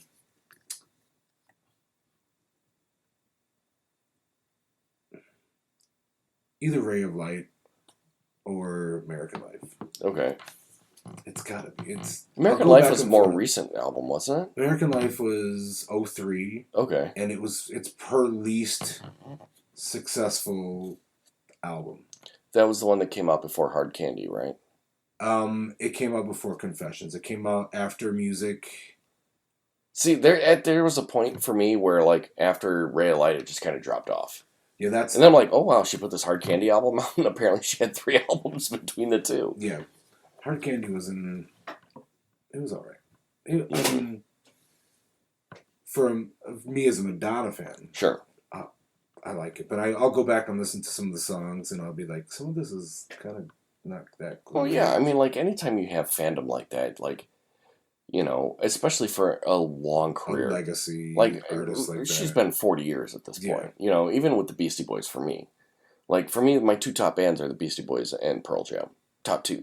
Period. All time. Like, and even there was, like, some stuff that, like, the last, like, quarter of Hello Nasty. I'm just like... I'm kind of the same way with Hello Nasty. Like, I loved Hello Nasty up until a point. And then, like, the last 4 or 5 songs on Hello Nasty were just like, I'm with you there. You know? And, like, if they were instrumental tracks, they might be better. But Instant Death is such a bummer of a song to end an album on. And, like, I know they love Lee Perry, but Lee Perry, like PhD, is, like, the worst fucking Beastie Boys song ever. Oh, yeah. Oh, God. Oh, my God. I kind of... Not on purpose, but I kind of forgot about that song. Django, Django. Oh my God. Jesus Christ of Nazareth. I'm like, I understand his place in history of music. The song sucks, man. It sucks. Oh my God. Mm-hmm. Did I get a promo for... No, I didn't have anybody... Nobody at Columbia? Or Capitol or... Capitol, yeah. Anybody at Capitol. None of them have ever had anybody at Capitol. The person I got the best stuff from, probably the Sony person. Mm-hmm. I think her name was Kathy. Her and the Virgin, and Paris Shelton from Atlantic. Atlantic, yeah. Paris got me a bunch of cool stuff. Paris became buddies with my dad. Really? Because she sent that lithograph to my... I was kind of in between places. I was kind of living all over the place when I was like, 21, 22. And what Page Plant album was out around in No '97. quarter. No, Was it No it Quarter? was No, Streetville Station or some shit like that. It was some dopey name. '97. Yeah. Because I was at Kiss the Sky at the time. I had started Kiss the Sky. Well, my dad is a big Page Plant fan. Would be a huge. I mean, I was almost named Robert Anthony. Really? Yes, but I was named Shane Allen after the movie. Movie Shane. Alan Ladd is the gentleman who played Shane. Okay. Little trivia for all of my fans out there. All of my fan, probably some 55-year-old man stalking me on Grindr or something. That's my fan. That's hilarious. But yeah, I grew up. I definitely grew up on Led Zeppelin. There was this. Yeah, we all did. There was this. I think they were called Johnny Jumpers. Okay. There's basically this little contraption that you'd put your child in, and it was like a little bungee jumping thing. Yep. My parents put me into that, and my dad was playing rock and roll. Okay. And I started to jump up and down to that, and then he just kept playing more and more Led Zeppelin. Sure. And that was my introduction to music. That and AC/DC. Okay. That's weird. I just looked up the Jimmy Page Robert Plant album, and it's not available here anymore. Oh no. Yeah. But she got my dad a copy of that. Okay. And yeah, because they did the Unplugged. Yes, that dude, it was fucking terrible. Yeah, and I can't remember if my dad liked it or not, to be honest with you. Mm-hmm. But she also sent him some other things. That's cool. Other Led Zeppelin, because he hadn't had him on, didn't have some of the stuff on CD, and they had him on record still. So she sent him, I think she sent him Physical Graffiti and crazy some other shit, and then she sent him because they talked on the No phone. Quarter. It was No Quarter. Okay. That was the live album they put out. Let me see here. Page and Plant. It was good. Yeah, it was 94. The pair reunited in 94. And then Walking to Clarksdale was the album they put out together, and that was in 98. But yeah, the closest I ever saw to seeing anybody from Led Zeppelin was I saw Them Crooked Vultures. Oh, okay, I wish I could have gone to see that. Dude, it was so good. To see, that level of musicianship. Dude, just to see Dave Grohl play drums for an entire show. Yeah. Right. Oh. I've seen him play. Aragon? Was that what? Yeah, I was at the Aragon. Yeah, fuck. The Scaragon. Buddy. That was 10 years ago. It's been that long. It's been 10 years. Holy shnikes. Yeah, because it was in 2010. I went to Haiti to help out. Oh, that's right. And when I came back, the day that I came back, I was like, "Oh, they're coming to town!" Apparently tickets had gone on sale a while ago, and I looked on Ticketmaster, and there were still tickets available. Oh wow! So I got tickets. Why did I not go? I don't know. I can't remember. There's so many times I look back and I'm just like, why didn't I go? Yeah. My biggest regret. Oh my god! I kick myself in the fucking ass for this. 97. Mm-hmm. The Virgin Jennifer calls me up. She's like, "Hey, remember how I sent you all that Daft Punk stuff?" She's like, "You missed a Daft Punk show." She's like, I'm gonna put you on the list for Daft Punk, and I'm like, "Cool." She's like, "I'm gonna meet you before the show." She's like, "We're gonna meet them," and I'm like, "Cool." I don't know why. I was just too. I couldn't do it. I was just too. Really. I couldn't at the last minute. I didn't know my way around the city too well at that point. I could just got in the fucking cab which is what I did most of the time when I went anyway. But I don't know why I couldn't find. It was really last minute. I kind of spaced it out, and I couldn't find anybody to go. And it was also, I can't remember if it was during the week or not. But a lot of my DJ friends. Nobody was available to go because everybody was working. And whatever the case was, and she was just the next day she was like, "What happened?" She's like, "Shane, what's going on?" But luckily, she still hooked me up with stuff. She got me into the Velvet Rope release party. a listening party, and it was at this really that's the one bougie place. that's the one Janet Jackson Pastiche. album I own.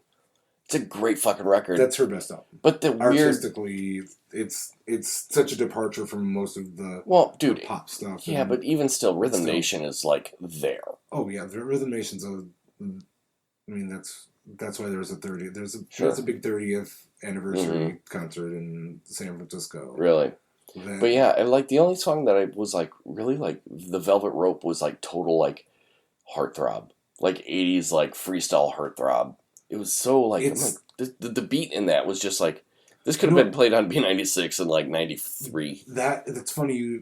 I was listening to a De La Soul. I was listening to Stakes is High today. Great album. And there's a track that they sampled, and that it's I can't remember what they sampled for the Velvet Rope. Really? But it's the same backing, like the bass, the dan. It's I want to say it's McLaren. I can't remember. But it's the same damn sample. And the odd thing was, Velvet Rope came out 97.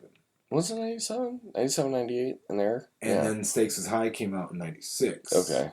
So they had the sample before it came out. Yeah. They sampled it before she sampled it. Yeah, before Jam and Lewis sampled it. So interesting. That's that album for her, like...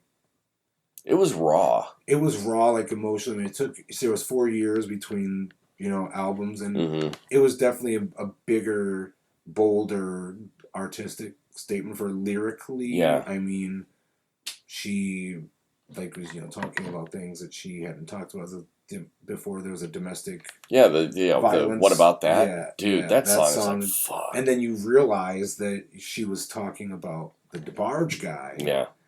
And it was, oh my God, there's so much good. That was probably her best tour, too. Right? I want to say my mom either saw her on that tour. Which one did she tour with Usher? That tour. My mom saw that tour, and she did not care for Usher one iota. Oh, no. No. I was too cool to even... I was second row for that show. I think Usher was like 14 at the time. No, he was a little... It was during when he really broke older. out. They'll make you want to leave the one with that. I was in the Janet fan club at that time as one... Well, it does. Gay. When they're gay in the 90s. And it was called Friends of Janet. They hooked you up. They hooked it up with the tickets. They made sure that you had... I had fifth row center tickets. I went to the show. I was this level of fan. I had a letter that I wrote to Janet. It was a whole coming out letter, and how she had a song on the Velvet Rope called You, which is talking about looking at yourself and realize that you're your biggest, you could be your own worst enemy and your own best friend. Sure. Et cetera, et cetera, et cetera. Yep. Self-acceptance, blah, blah, blah. So I wrote this whole letter out. I'm going to have so many albums to dig out, after this. God damn, dude. Sorry. No, don't apologize at all. Not sorry. To quote, I think Demi Lovato. I don't know, the kids, whoever, the children these days. The kids these days. But I had this letter. I was going to give it to her. I don't know how. You were going to find a way, damn it. We got there early. I knew who all the dancers were. I knew them by first name and last name. I found some of the dancers. Got my pictures. Got autographs. I'm walking around, and who do I see? A gentleman by the name of Rene Elizondo Jr., who at that time was Janet's significant other. We didn't know that they were secretly married. Oh, we got a special guest. Yeah, Ricky comes down again. Hi, Ricky. Hey, buddy. And I saw him out the corner of my eye. Who he was her creative partner. Sure. He directed That's the Way Love Goes video. He directed... If I was going to get to meet Janet... That was going to be the closest way to do it. That was going to be the closest way. So I approached him. Nobody else recognized him. Sure. He took me inside the arena. This is pre-show. And he was talking to me. I was telling him about, how I really became the level of obsessed I was with her because of the That's the Way Love Goes video, and how he gave us like a really good feel of like we got to know her more, like her, the personal side. And I gave him the letter, and then he's like, "Where are you sitting?" And I'm like, oh, I'm sitting in fifth row. He's like, well, I want you to have some better tickets. And I'm just like, he's gonna give me backstage passes. I was just so nervous. Sure. I couldn't even handle that. Mm-hmm. And he gave me second row tickets. He's like, I want to take your tickets. He's like, and what I'm going to do with your tickets is like, I'm going to go up to the very last row And find somebody. and find two big Janet fans. That's cool. See, you know, he's like, if somebody recognizes me, then I'm going to know that they're fans. Like, I'm going to give them your seats just so you know. Mm-hmm. And I'm like, okay, cool. He's like, and, you know, just stay for the entire show. Right. And like, you know, try to get to this side of the stage before the very last song. He didn't tell me why. I'm pretty sure, because he did take people back to meet. I found out a couple years later that that night he took a lot of people back to meet Janet. And like, because a lot of people wrote letters. Did you take the fuck off after the show? I didn't take the fuck off, but I was so involved in the show because I Sure. was second row. Yeah. That I couldn't make it to the. I was so involved in the show, and Right. there are some fans. The Jacksons bring out the crazy fans, as you know. Yeah, I do. So they would not have let me move anyway. Mm-hmm. So I just stood there. But it funny enough, years later in one of these chat rooms or these Facebook groups, I met this guy. That night I had I met him that night, and he was in the third row. Mm-hmm. And he was like, where did you get those tickets? He's like, because earlier during Usher, somebody else was sitting here. And I'm like, well, I've had these tickets before. I just didn't come in for Usher. Mm-hmm. It's like, but Renee gave these to me. He's like, Renee was giving tickets out that night. And we had this whole conversation about years later. I told my story, and like, because when she had come back in like 2015, Mm-hmm. all the fans were sharing their like best Janet stories. Sure. I shared that story, and then like 3 or 4 people came out and said, "Hey, were you wearing a raccoon hat that night?" And I'm like, "No, I was actually wearing I was wearing like one of those Russian Babushka hats, and like a gray and orange Adidas shirt, and like I remember seeing you. You were in the second row. That's awesome. And I was like, whoa, it's weird that I can have that community where I've Sure. met somebody at a Janet Jackson show, Mm-hmm. and I made a really good friend at the Chess TP show. Really? Because there are a bunch of people that went by themselves. Oh yeah. So we were this community, and this guy, he's a younger guy. He turned out that he was at like 3 shows. Mm-hmm. 3 of the same STPs. His first STP show was the Rockfest show that I was telling you about earlier. Sure. He's like, yeah, I was like 11 or 12 years old. Oh my like, god. Like, and you know, I was obsessed with, you know, he came in at number 4. Mm-hmm. And he's like, I went number 4 to core, and then I went core, because this is how his friend introduced him to this. He was like, then I went from core to Tiny Music, and Tiny Music to Purple. That's like wow, that's just going from like especially 5th gear to 3rd gear to 2nd to 5 to you know, and if number 4 is a rough record for me. I'm not a big fan of number 4 I'm at all. a fan of number. I'm a fan. So Well, I'm a fan as well, but number 4 just I think number 4 was. It was like there was some good stuff on that record, but it wasn't a cohesive album. Oh, it definitely wasn't. Like cohesive. I could Wyland do without was. Sour Girl. I could do actually without Sour liked Sour Girl. Like I thought that was the video for that was a great video with Sarah Michelle Gellar. Oh yeah, the top. Yeah. Well, I mean, I remember VH1 had a thing where they had where bad videos happened to great bands. artists. Yeah, they were on there, and oddly enough, Madonna's "Nothing Really Matters" from Ray of Light was on there as really, which I kind of somewhat agree with that. I've said that to a few of my like Madge fans, Mm-hmm. and man, the claws fucking came out at That's me. hilarious. Sorry, ladies, but That's funny. yeah, for me, number 4. It was just like the music wasn't there. The production was okay, but it was a raw production. But lyrically, like it was like he was high that whole fucking record. I would agree.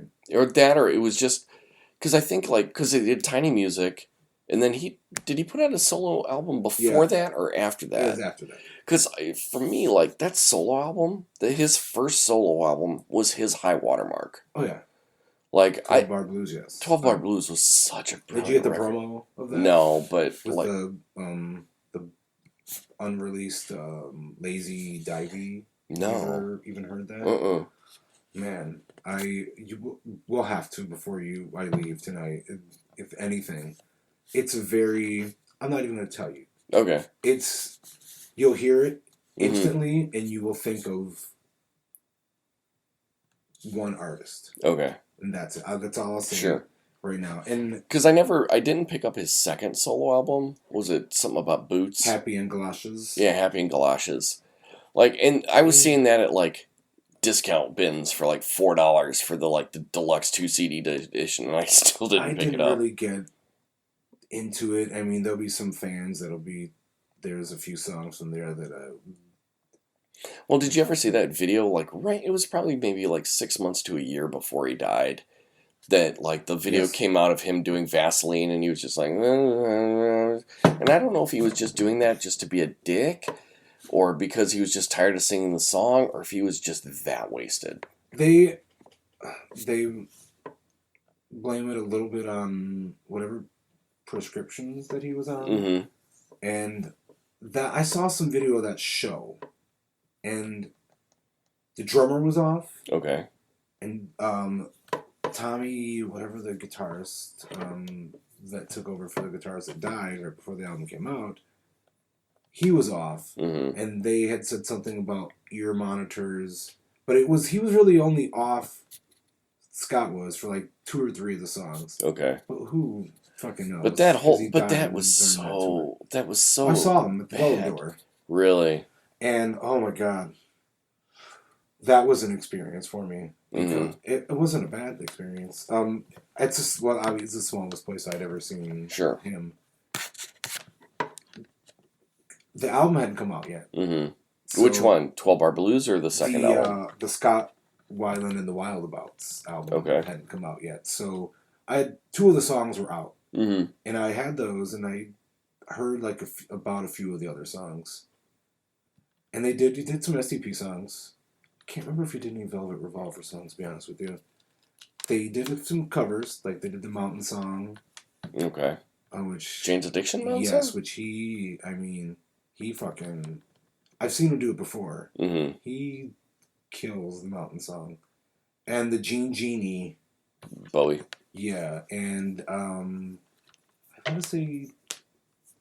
In part of one of the songs, he breaks into Roadhouse Blues, which he's done with STP.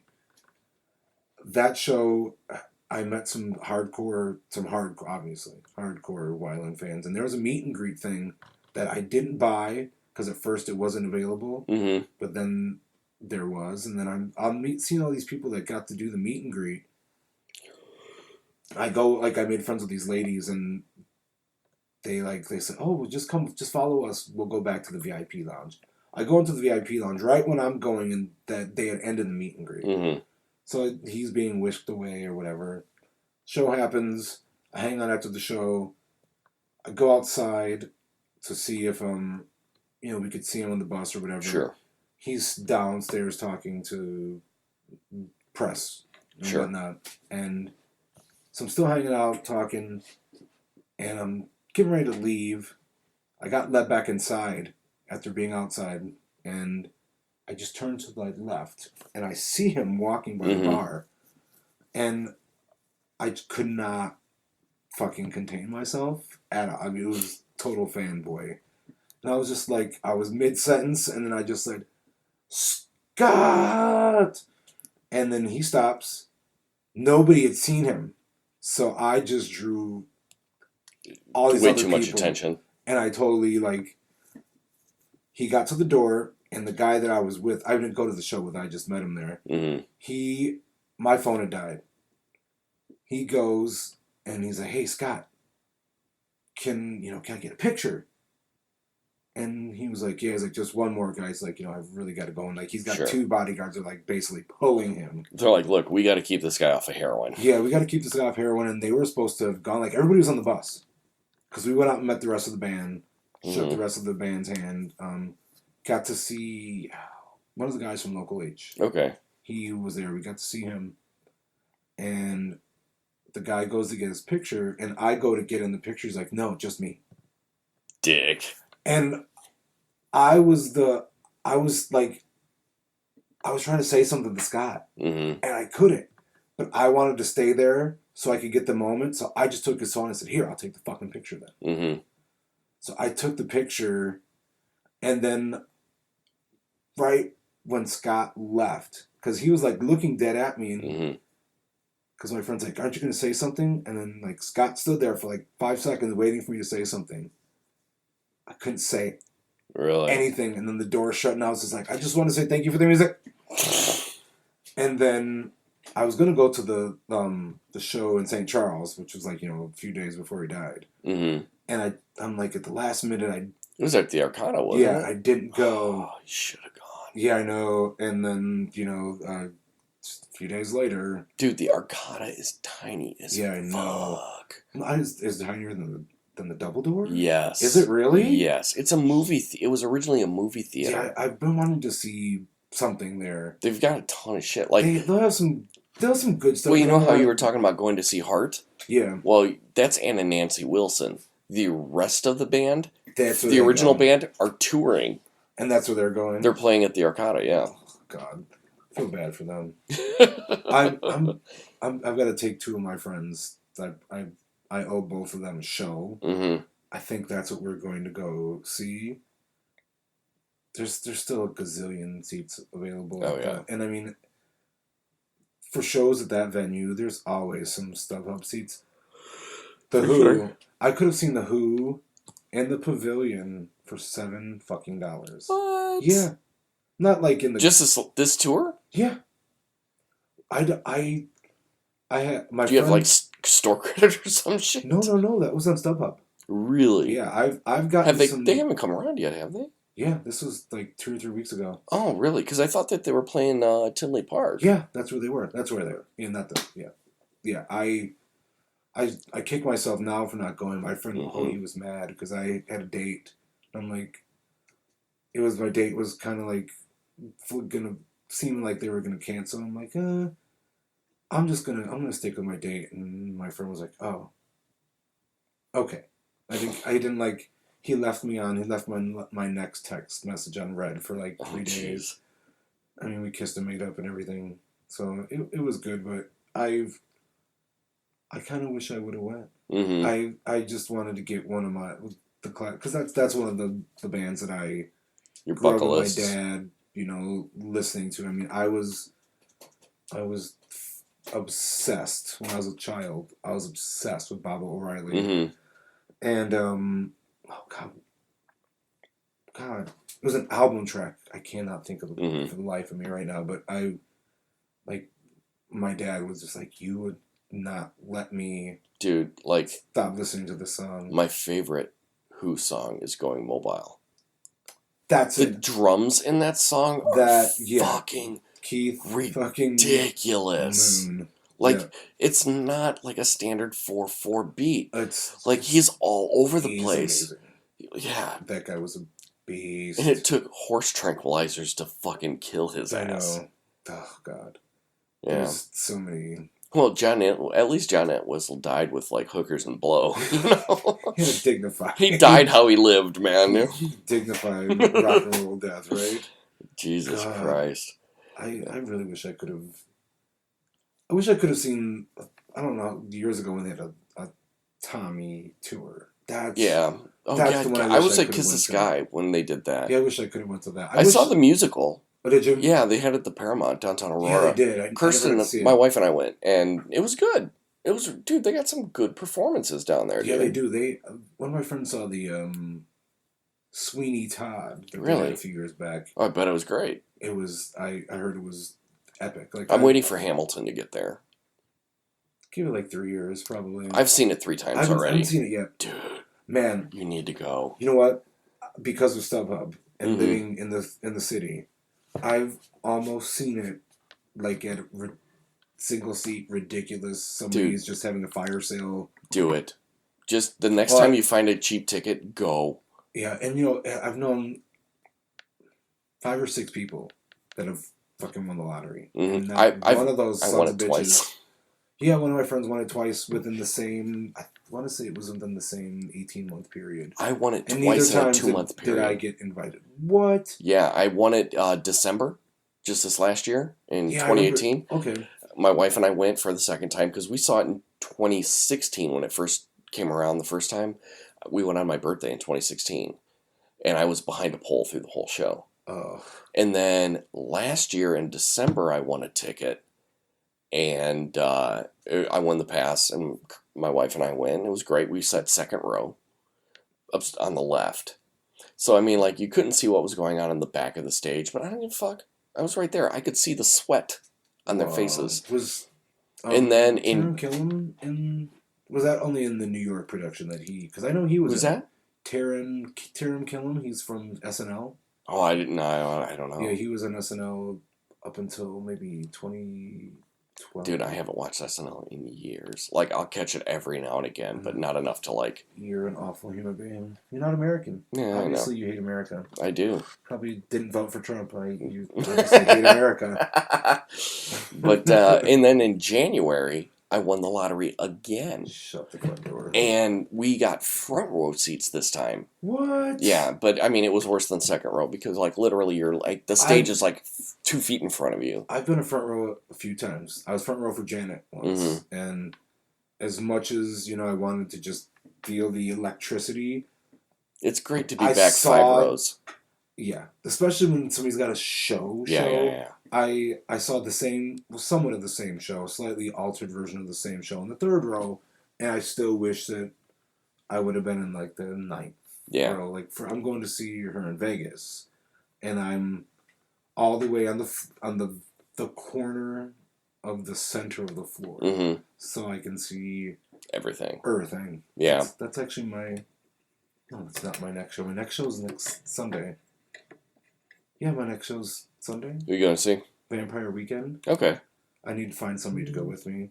I bought... When they had those $20 tickets a few weeks ago, I bought a gang of tickets. That was one of the... They're at Tinley Park? They're at Northerly Island. That's okay. I bought 3 shows for Northerly Island just so I can have a show, go to that place as much as possible. Like, we're in the back row for Anderson .Paak.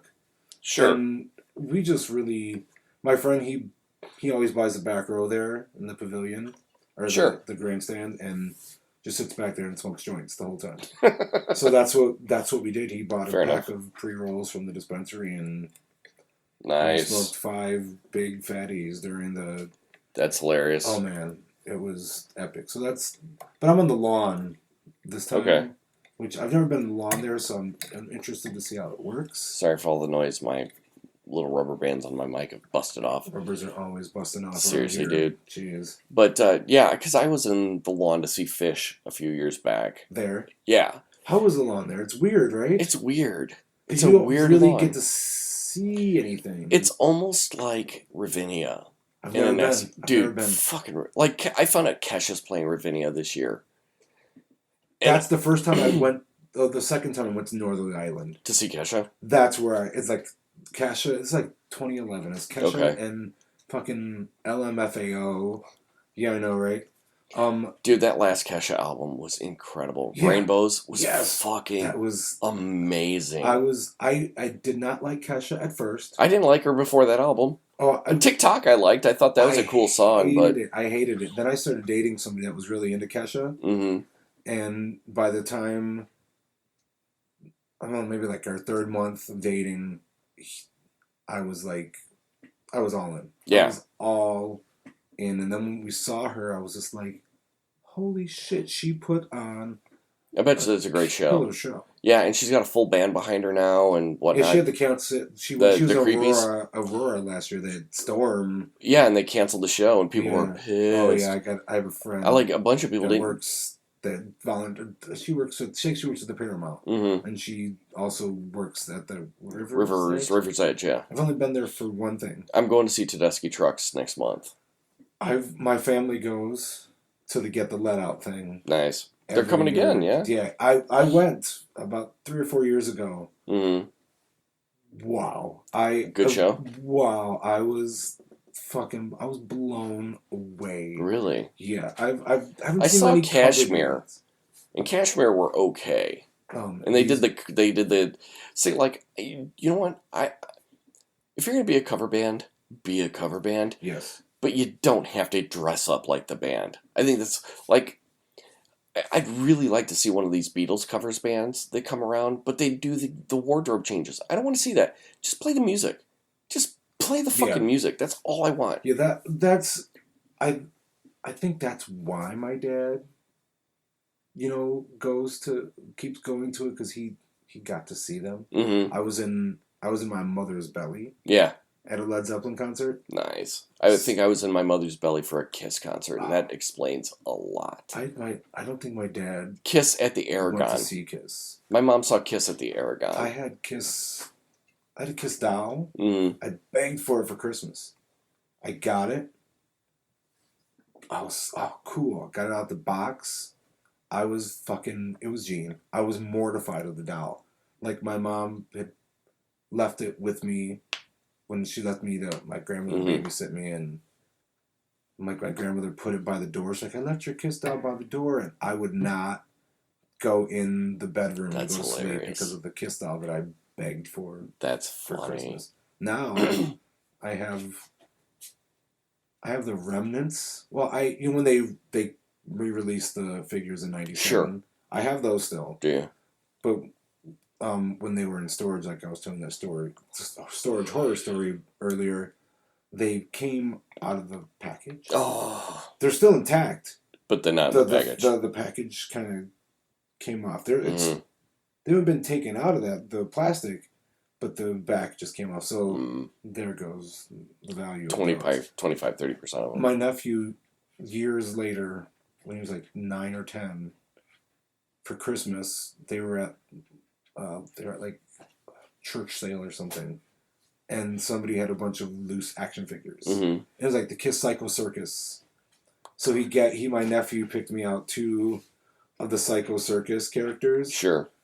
And then whenever he would come visit, he would end up playing with them. That's funny. And he destroyed the fuck out of them. Destroyed them. So I have the heads. I have the heads, and I have one of the arms. It's got like this. It's like a metal arm. Mm-hmm. And well, it's funny. I remember when Psycho Circus came out, we had this one customer, awful. Kiss the Sky, who was just like a huge Kiss fan. Awful. And he brought it back in tears, and sold it back. He's like, "This is just terrible." It was awful. Yeah. Oh, it's the last good album they put out was Revenge, in '91 or '92. Really, I am gonna say that it was. You're like, no, it was The Elder, and that was shit. It was when they were still wearing makeup. Yeah. Even though I mean, as an '80s kid, of course, yeah. Lick It Up was. Dude, that was on heavy rotation on MTV. Oh my god, dude, that was all over the place. Yeah, for and sure. When they did the whole makeup, reveal thing, I was right there because my dad was a Kiss fan. It was weird. He never went to see them. Like my dad could tell you some like horror stories and some. No, I'm sure. Like a horror story he had of seeing one of the worst concerts he's ever been to was Aerosmith. I want to say he was 77, 78. Yeah, it's right. They were just fucked up all the time. My dad had the side of the stage ticket to see, and he could see in between songs that they would go back to this big Coke mirror. He's like, and they went out right before like Sweet Emotion. He's like, you just saw Steven Tyler do this rail. And he just came out and just butchered the song. My uncle saw Joe Perry punch Steven Tyler out into the crowd. Wow. Yeah. Yeah, and who else did he...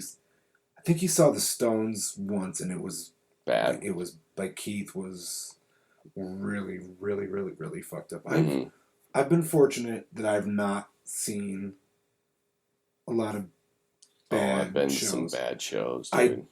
I saw Weiland at the House of Blues with the first, right after he got fired from SDP. Sure. The first time? The first official time in 2013.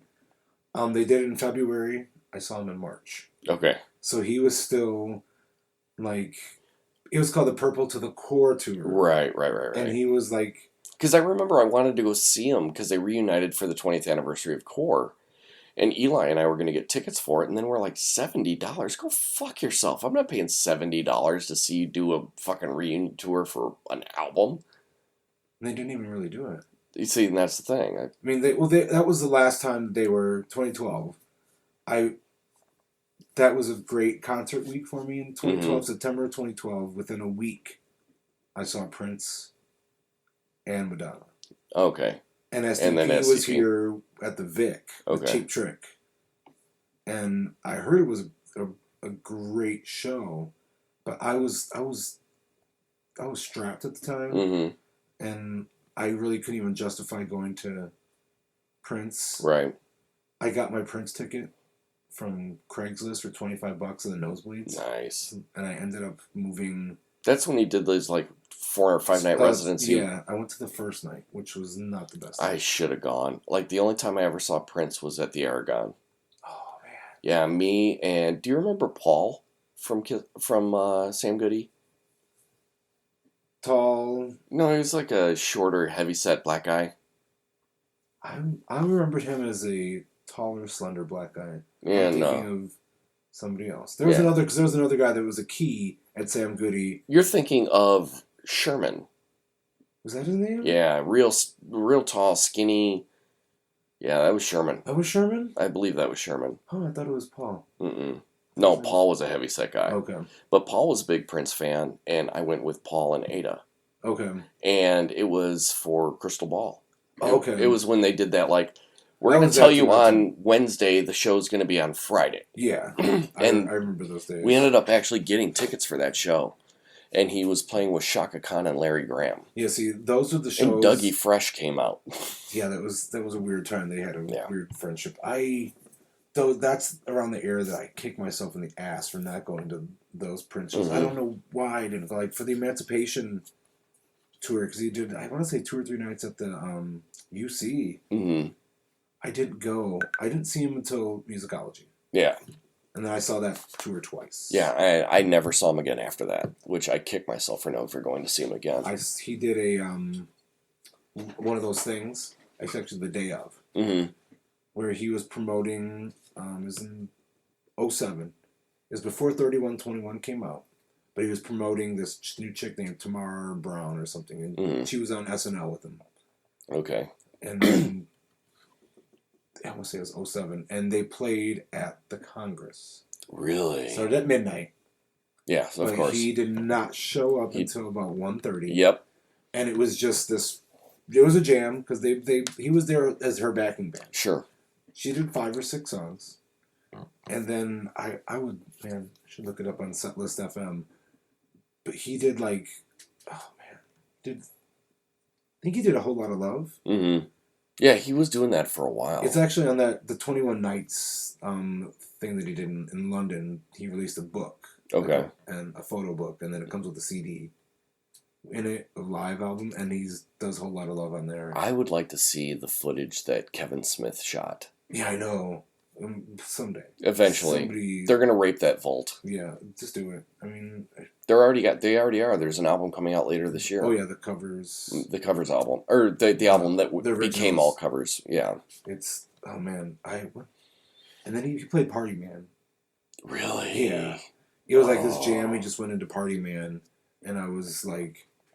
I was screaming. It was... Oh, by the way, it was February. And it was freezing. And there were all these people that were in line. They're like, man, this is the last... They're like people that were older. And listen, I can't do this anymore. He can't do this to me. I'm in my 40s now. Right. I mean, I was probably 32, 33 at the time. And I'm just like, oh, pussies. But I'm sure I'm going to go to work the next day. Man, I didn't get home until like 6 o'clock in the morning. I'm sick. Yeah, my boss knew. Oh, really? She knew I was offended. I had the same boss, bless her soul, bless her. She got me obsessed with Dexter. Okay. And I called in sick to finish the first season because she got me obsessed, and she's like, I understand. You can call in sick. That's funny. So I've been fortunate in my concert-going life that I've had some very, very understanding bosses because I can't do it anymore, though. I can't. Like, I've got a friend that recently released a single, and he's a house rapper. He's Okay. Legendary Tracks Records, where Frankie Knuckles came from. Mm-hmm. Plug. My friend's name is Mikey. Everything. He's I guess you could say it's almost like hip house, if you remember what hip house is. Mm-hmm. He's just a rapping kind of over a house beat, Sure. and he's it's a song's called "Freak Somebody." It's all about embracing your inner freak. It's it's a hypersexual song. It's awesome. Check it out, Mikey. Everything, but I can't. He performed the other night at midnight, and I'm just like, it's a Thursday. I can't. Yeah, right. Like, it's hard for me to go. Shit, when I saw just the other night, for the first time, I left. One of the first times I've left before the last song. Really? Actually, I'm gonna admit this to any SDP fan. I'm sorry, but at one time I didn't finish an SDP show. Really? I went to see them in Milwaukee at the rave. I was going to see them. A good place, I love the rave. I was going to see them again that Friday here in Northerly Island, which was a great show, by the way. And I was on a date, and I know he had to be at work at 5:00 in the morning the next day, and he drove. Yeah. So I'm like, this is being respectful to the person you're going with. And they were playing. It was like the last 2 or 3 songs. I saw what the set list was from the night before, and it seemed to be pretty much the same. So sure.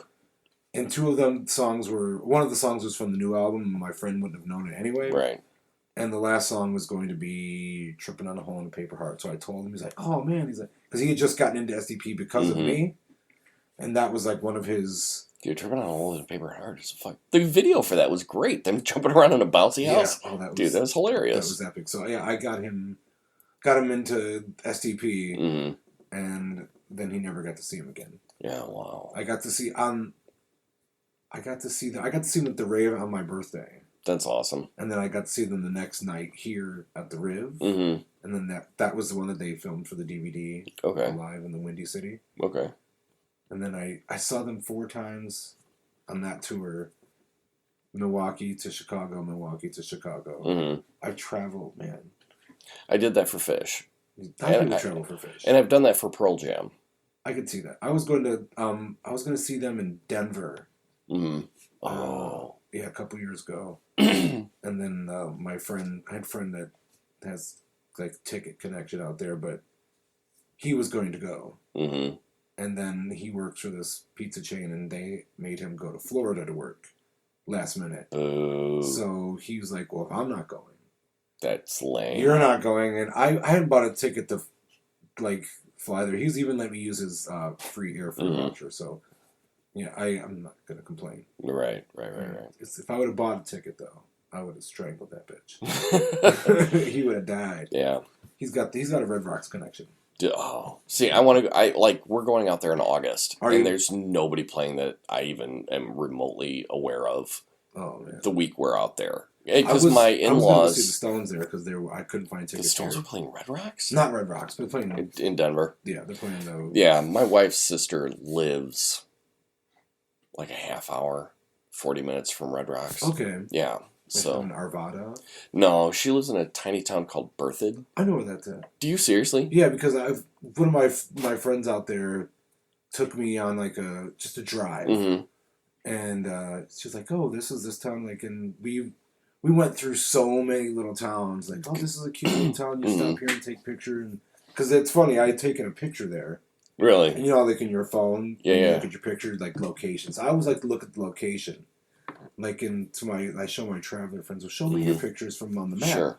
And my friend's like, oh, Jesus, you've been to like 15 little cities outside of Denver. I'm like, yeah. So my friend lived in Arvada. We went to Morrison. We went to all these went to Golden. Yeah. I went to like all these like. I think one of my ex-fiancés lives out there as well. When I almost moved out there a couple years ago, the place that seemed the most affordable, and it was closest to, I was going to work for Nordstrom's, not the store, but for the company. And it was so close to work, it was Aurora. And I was just Aurora, Colorado, look, I'm not going to move from Chicago just to move back to another Aurora, especially an Aurora that is infamous for a Batman movie shooting. Yeah, seriously. So it's like, that's hilarious. Let's not do this. So yeah, that's my biggest regret in the last 20 years. Yeah, is not taking the job. Actually, I almost moved there twice within the same summer. Okay. I declined the first job, and then they called me back 2 months later. Hey, we've got a better job, paying more. You won't have to interview for it, but you're only getting 10 days to. That's the thing. They're only giving me 10 days to move. The first time, they only gave me 8 days. Okay. And I couldn't find a place that was sufficient enough for me. And then somebody kind of guilt tripped me. So I would love to move out to Colorado. now it'll be impossible because it's so expensive now. Well, it's cost prohibitive now because weed's legal. Yeah. But you know what though? That's all going to change when weed becomes legal everywhere. Yeah. Maybe not down south because they're fucking shitty. There's a lot of there's a heavy. Yeah, my friend Shay just posted a Denver townhome contaminated with meth, listed at $500,000. Wow. Yeah. Yeah. One of my besties out there, his partner's a realtor. Mm-hmm.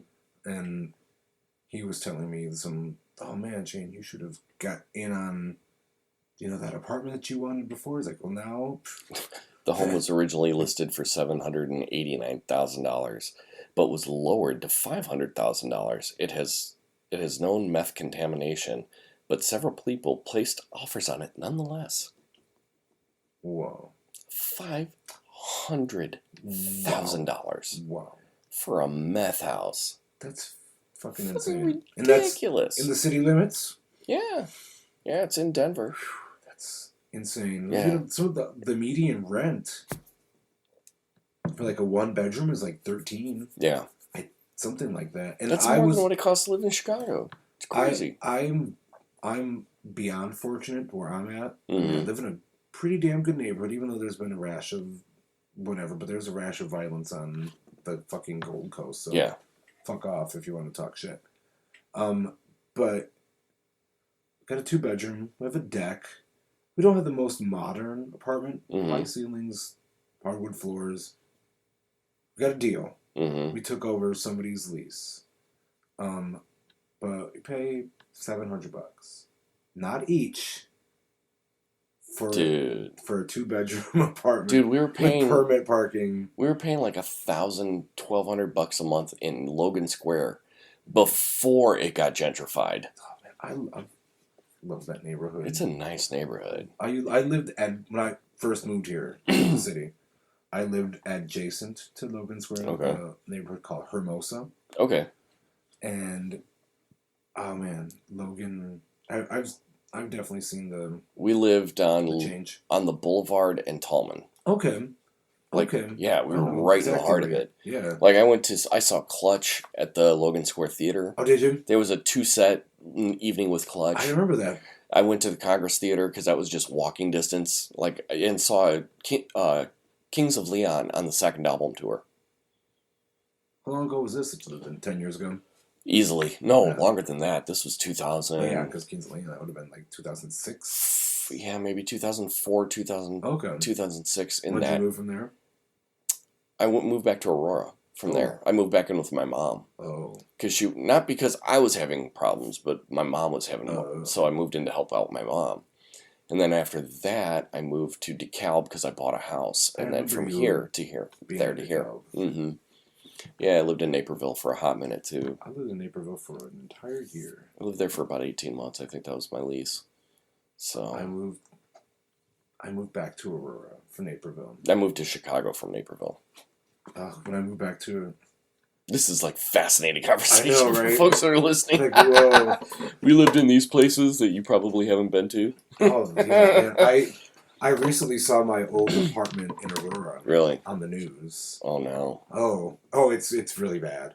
There was an incident in Aurora not too long ago that everybody, that garnered national attention because of a workplace shooting. Really? The gentleman lived in your old building? Yes, I Really? saw. I'm like, guys, God. I was like, really? There was, and then I remembered the shooting that And like, happened. I'm like, wait a minute. I'm like, that looks so familiar. I'm like, oh, that's not because my cousins used to live across the way. Sure. She recently sold her condo and moved back. She just moved back home to live with my aunt.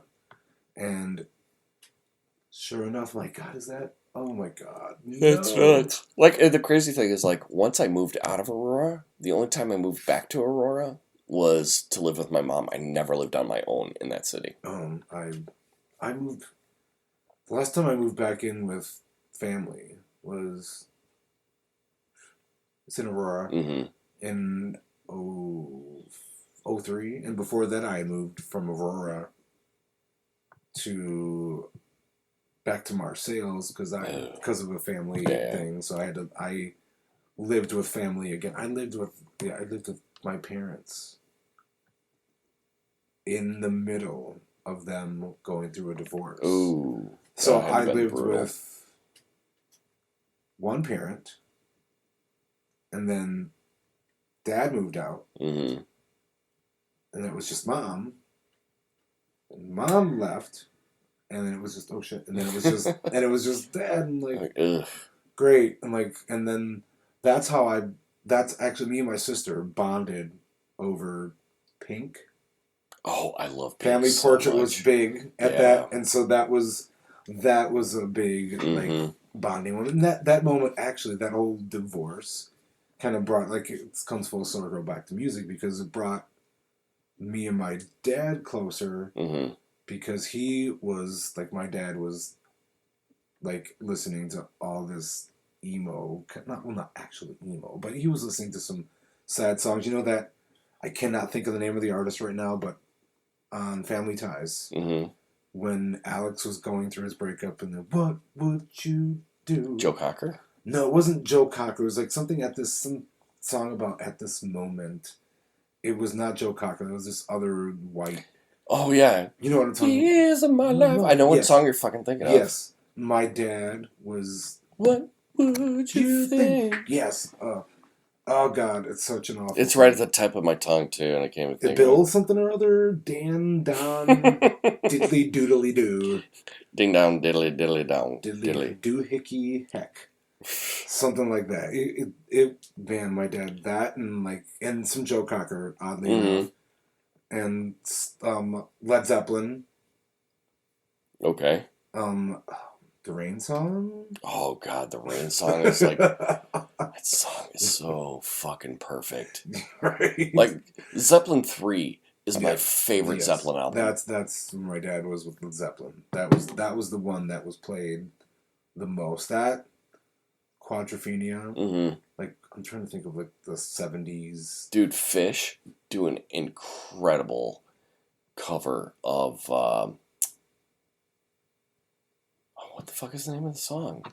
And it's oh God, yeah. Look it up. Yep.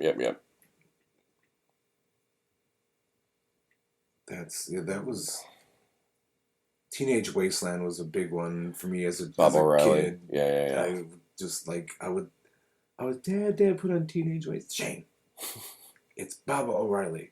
And the Drowned. There we go. Fish do an amazing cover of Drowned. And Rain Over Me too. Yeah. Have you heard Pearl Jam's cover of that? Yes. Dude. That was one of their one of the imports, wasn't it? No, they did it as it was a soundtrack.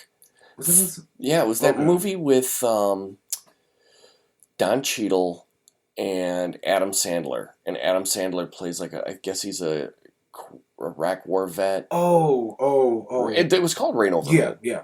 And like Pearl Jam's cover was on that. That's what that's from. See, I didn't even. And their version is better than the fucking Who's version, in my opinion. That's a great. Because I heard the covers that you like. Oh yeah, we did it years ago. We did that, yeah. But still, like, that's like listening back to that one. I was like, damn, there's so many other songs I could have said. Like dude, you know the song. It's a Jerry Rafferty song, and the Foo Fighters covered it. Baker Street. Yes. Dude, the Foo Fighters cover of Baker Street, superior version. Never heard it. I've got it on vinyl. We'll play it before you leave. That's a song I know from my dad. Man, I can remember going like through his albums, and, like just freaking out at some of the covers. Like the cover I can remember them playing with the most, like taking it out and like just fucking with it, was the Some Girls. Oh, okay. Oh, that too. Let me tell you something. I still have not seen that movie, and let me tell you why. Let me tell you why. Back in the day when my parents went to go see it, I had watched a news report about it with my grandmother, and it was probably a religious news report, and it was talking about how horrible it was, and like basically it's basically saying if you let your kids go to see that movie, they're not going to come back; they're going to die. That's hilarious. So my parents were going to see that movie, and I was like freaking out because like don't. And so I still have not seen it, and like I will say that around some of my like stoner friends, like I don't even fucking like Pink Floyd, man. But Jesus, man, it's not a good movie. It's not, but like just the animation aspects of it. I've seen bits and pieces of that. That's my thing. My friend was just my concert buddy. We were going to start a podcast because we argue about shit all the time. He gets so mad at me. A lot of people do because there are so many things that I have not seen, or albums I haven't listened to, or movies like what, you haven't seen blank? Right. Do it. Do a podcast. Seriously, it's cheap as fuck to do it. There should be. I should have a podcast that Shane hasn't seen it. And you could be, and then people just yell at me like, "What do you mean you haven't seen Pulp Fiction?" Like, what do you mean you haven't watched the entire Godfather trilogy? Because I fucking haven't. Well, that's okay because Godfather 3 was bullshit. That's funny that you even mentioned that because that was the first one that I saw. Really? Yes, because dude, the other two are so fucking good. In 1990 was like a year that I really started going to the movies. Like I went to the movies by myself a few times for the first time, and I was a theater hopper, so I saw a few movies, and my friend's like, "Oh, let's go see The Godfather 3." I'm like, "I haven't seen the other two." He's like, "Just go with me," and I fell asleep. Yeah, it was so boring, terrible. And then about 10 years later, I saw the first one. And I was like, this is pretty good. It wasn't, I didn't like... HBO did a supercut. Did they? Where it was like an 8.5 hour movie or whatever. Of all three? But they cut it in chronological order. Oh, okay. Yeah. So that would have been interesting. I would like to have seen that. I saw an hour of Godfather 2, and I was like... Godfather 2 was fantastic. That was the best of the series. Whoa! And I was going somewhere, and we were... Oh, leave me alone. I was going somewhere, and we were running late. And they're like, dude, we were supposed to leave a half hour ago. I told you not even to start this movie. I knew that this was what's going to happen. Because I had just a week before, I had finally seen Scarface. Okay. Which I will still say to this day, so... overrated. Oh, it is an overrated movie. And, I grew up with a lot of friends that worshipped that movie. Oh, yeah. And especially in hip-hop circles. It's like... oh, God. Like, it's terrible. It's the worst.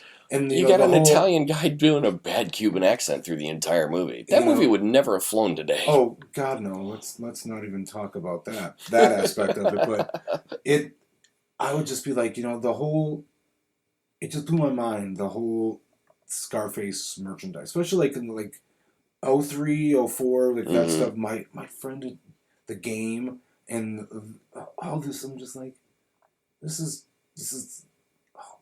garbage. This is trash, and this is a trash subculture. I don't care who the fuck gets offended from that. I've said like my friend, like his kid had a Scarface poster, Game, the movie, and a fucking hoodie. 9 years old.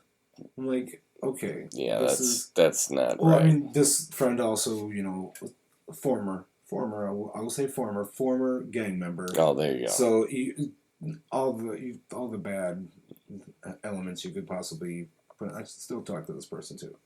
we just had this conversation the other day. I'm like, hey, remember when you used to? You remember when you fucked your kid up? Yeah, and like I get a reminder every day because now his daughter is in some shit. Mm-hmm. She's a female gangster. His daughter Damn. is a female gangster at the age of 19. Oh man, it's great. He won't hear this subject. I can guarantee that. God damn. So yeah, it comes like around to the music, music that's around you as a kid can definitely affect you, good or bad. I'm not one of those blame it on the music people. No. But it's sometimes if you adopt a lifestyle, a certain kind of aesthetic goes with it, and the culture and music absolutely is culture. So yeah, that's me. I didn't grow up with. My dad didn't listen to gangster rap. No. Run DMC. That was about it. Yeah. Well, it's crazy because on the subgroup I'm on, the pastored subgroup, they were like, what are the albums that influenced you the most or changed you the most, when you heard them? And I was like, well, Nevermind, 10,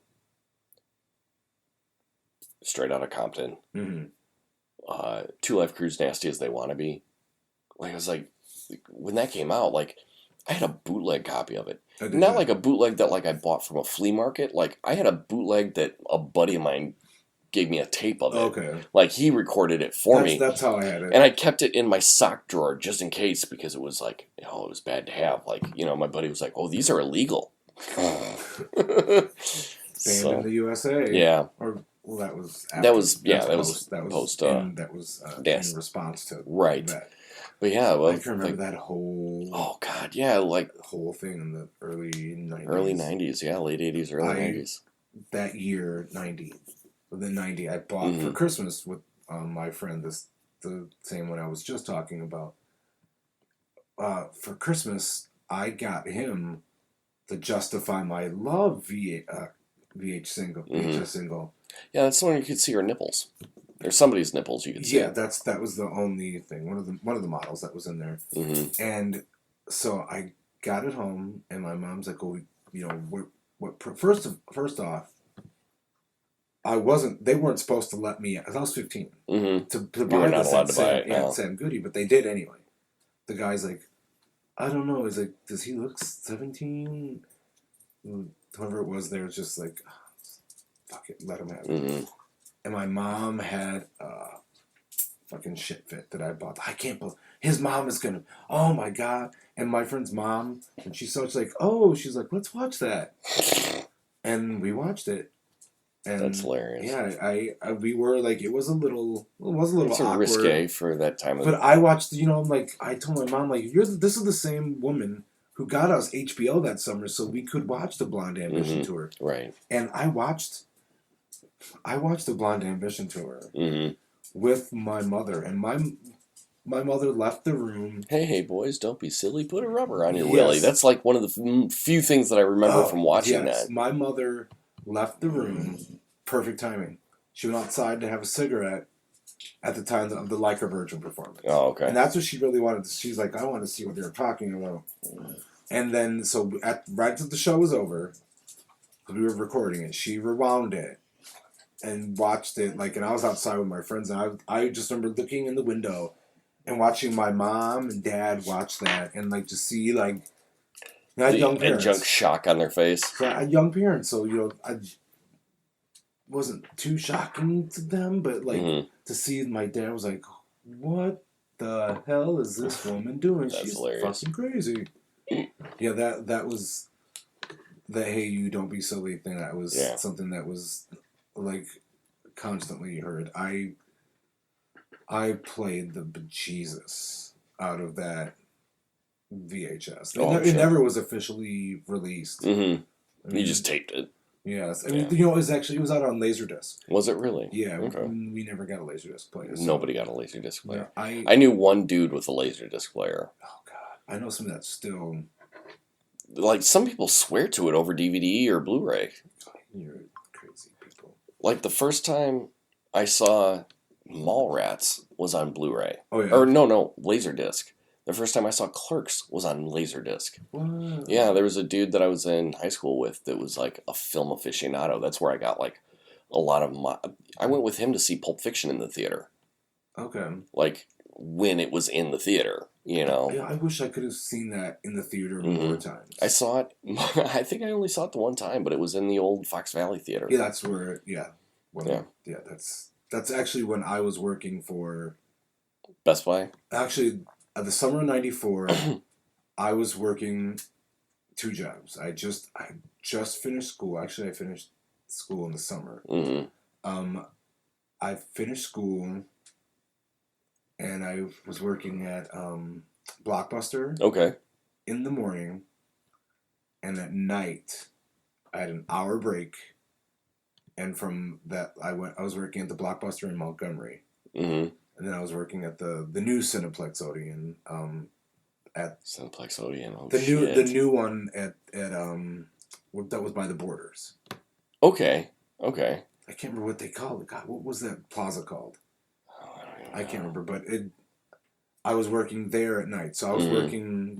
Yeah, now it's like Hollywood Palms or whatever it is. Exactly. So it was kind of strange that I was working with the rentals during the day. That's hilarious. And then at night, I was going to the first runs. I was going to the first runs. That's hilarious. It was awesome because I had all these free rentals.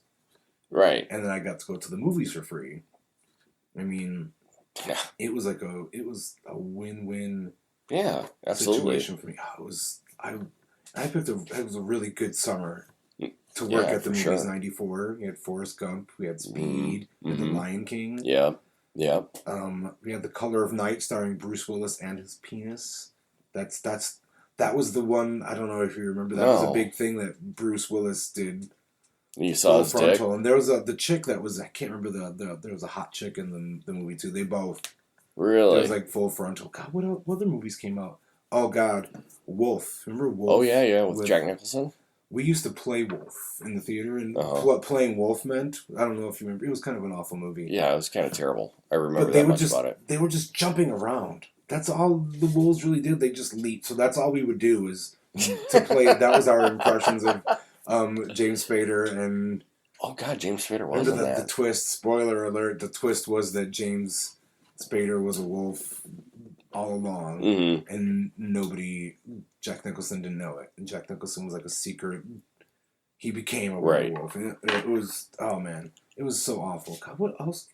God, summer '94 was a big year too. Yeah, that was a huge. I mean, Forrest Gump. That's how. 3 of my favorite movies.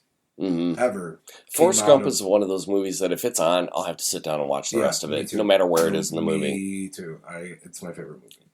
It's fantastic. I won't own it because I will watch it forever. Right. But it's like Dark Knight. Dark Knight's my real favorite movie. I just had noticed on my Apple TV that they had upgraded, if you bought any movie, they had upgraded it to HD or 4K. Really? So I was like, oh, and I only had 2 movies that I actually bought. They were able to upgrade, which was that and the Incredible Hulk, the Ed Norton one. Yeah. And I watched The Dark Knight, and I was like, I just want to check it out to see the difference. And then, so I start out with like the Joker's first scene in the little meeting, and then the next thing I know, I've just watched the entire movie. Yeah. And then my roommate's like, hey, did you hear that Apple upgraded your...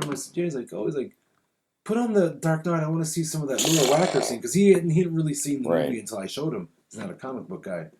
And I showed it to him, and he's like, wow. And then we ended up watching the entire movie. Again. And I just recently, last week, started out at the scene where Batman and the Joker are like he's interrogating the Joker. Yeah. Oh, that's a great scene. That's such a great scene. And then I just watched the rest of the movie again, and I was just like, I paid more attention to all the Harvey Dent scenes, and I was like, man, I so wish that not just for the sake because he was a great actor, but I wish that Heath Ledger Had lived. because I love The Dark Knight Rises. Don't get me wrong.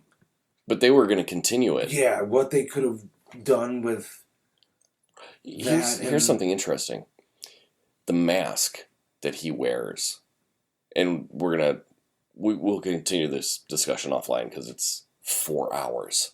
Oh my god, already? Yeah, dude. Oh god, it's already 1:30. Wow. Yeah, but the mask that he puts on during the bank robber scene, it's from the original Batman TV series. Yeah. Before you saw Cesar Romero as the Joker, he was wearing that exact same mask. Yeah, I did know that.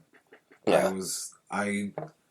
I remember I was looking at it when I first saw that, and then because I went to see the oh god, what was the Will Smith movie? Wait, you went to see this Will Smith movie. You got to see the prologue. Okay. For The Dark Knight, which is the bank. Was it? That's the I Am Legend. Yes.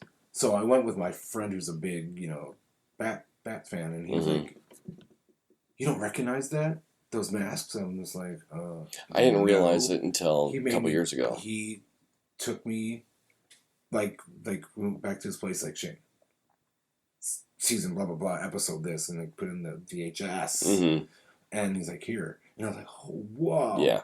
I've got a really good 3D hologram poster of the Joker. Mm-hmm.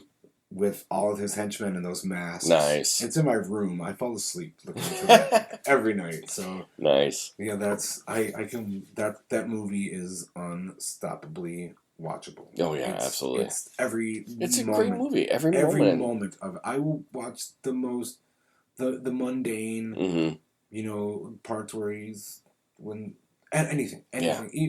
The Dark Knight Rises. When I first saw it, I was a little bored for the first half of the movie, mm-hmm. and oddly enough, it really picked up for me when he was in prison. Oh yeah, and like mm-hmm. just what he was doing to himself, and like you could see Batman, and he Christian Bale really sold it. He really sold it, and then it picked up, but it was just weird when to me when he just showed back up mm-hmm. in that movie. It's just like, oh hey. Yeah, that was was just bad writing at that point. Yeah, I'm just like, oh hey, I'm Batman, I'm back. It was I liked how they ended it. Mm-hmm. By the end of it, it made me appreciate it as a whole more. And then after I saw it like the second and 100th time, 4th times, I was like, okay. And I did not I was one of those that was really skeptical of Anne Hathaway. Dude, when she did the backflip out of the window at the very beginning, she had it. That's when she... Well, actually, you know what? For me, the moment that she showed you, the change of her character, when she kicked the thing out of the cane, when she... Yeah. And she, showed, she's like, oh. Mm-hmm. And then she just... Or in the scene where she's with the senator. Yes. And, they come busting in and shooting, and she's like, ah! Right, and then all of a sudden she just drops it and just walks out. I was just like, wow. I did not expect, because I was just like... Anne Hathaway, really? Michelle, I mean, that's my second favorite Batman movie is Batman Returns. Oh, yeah. I mean, Christopher Walken alone. I could do a whole podcast on Batman Returns. Yeah. 12 episodes. It's straight up.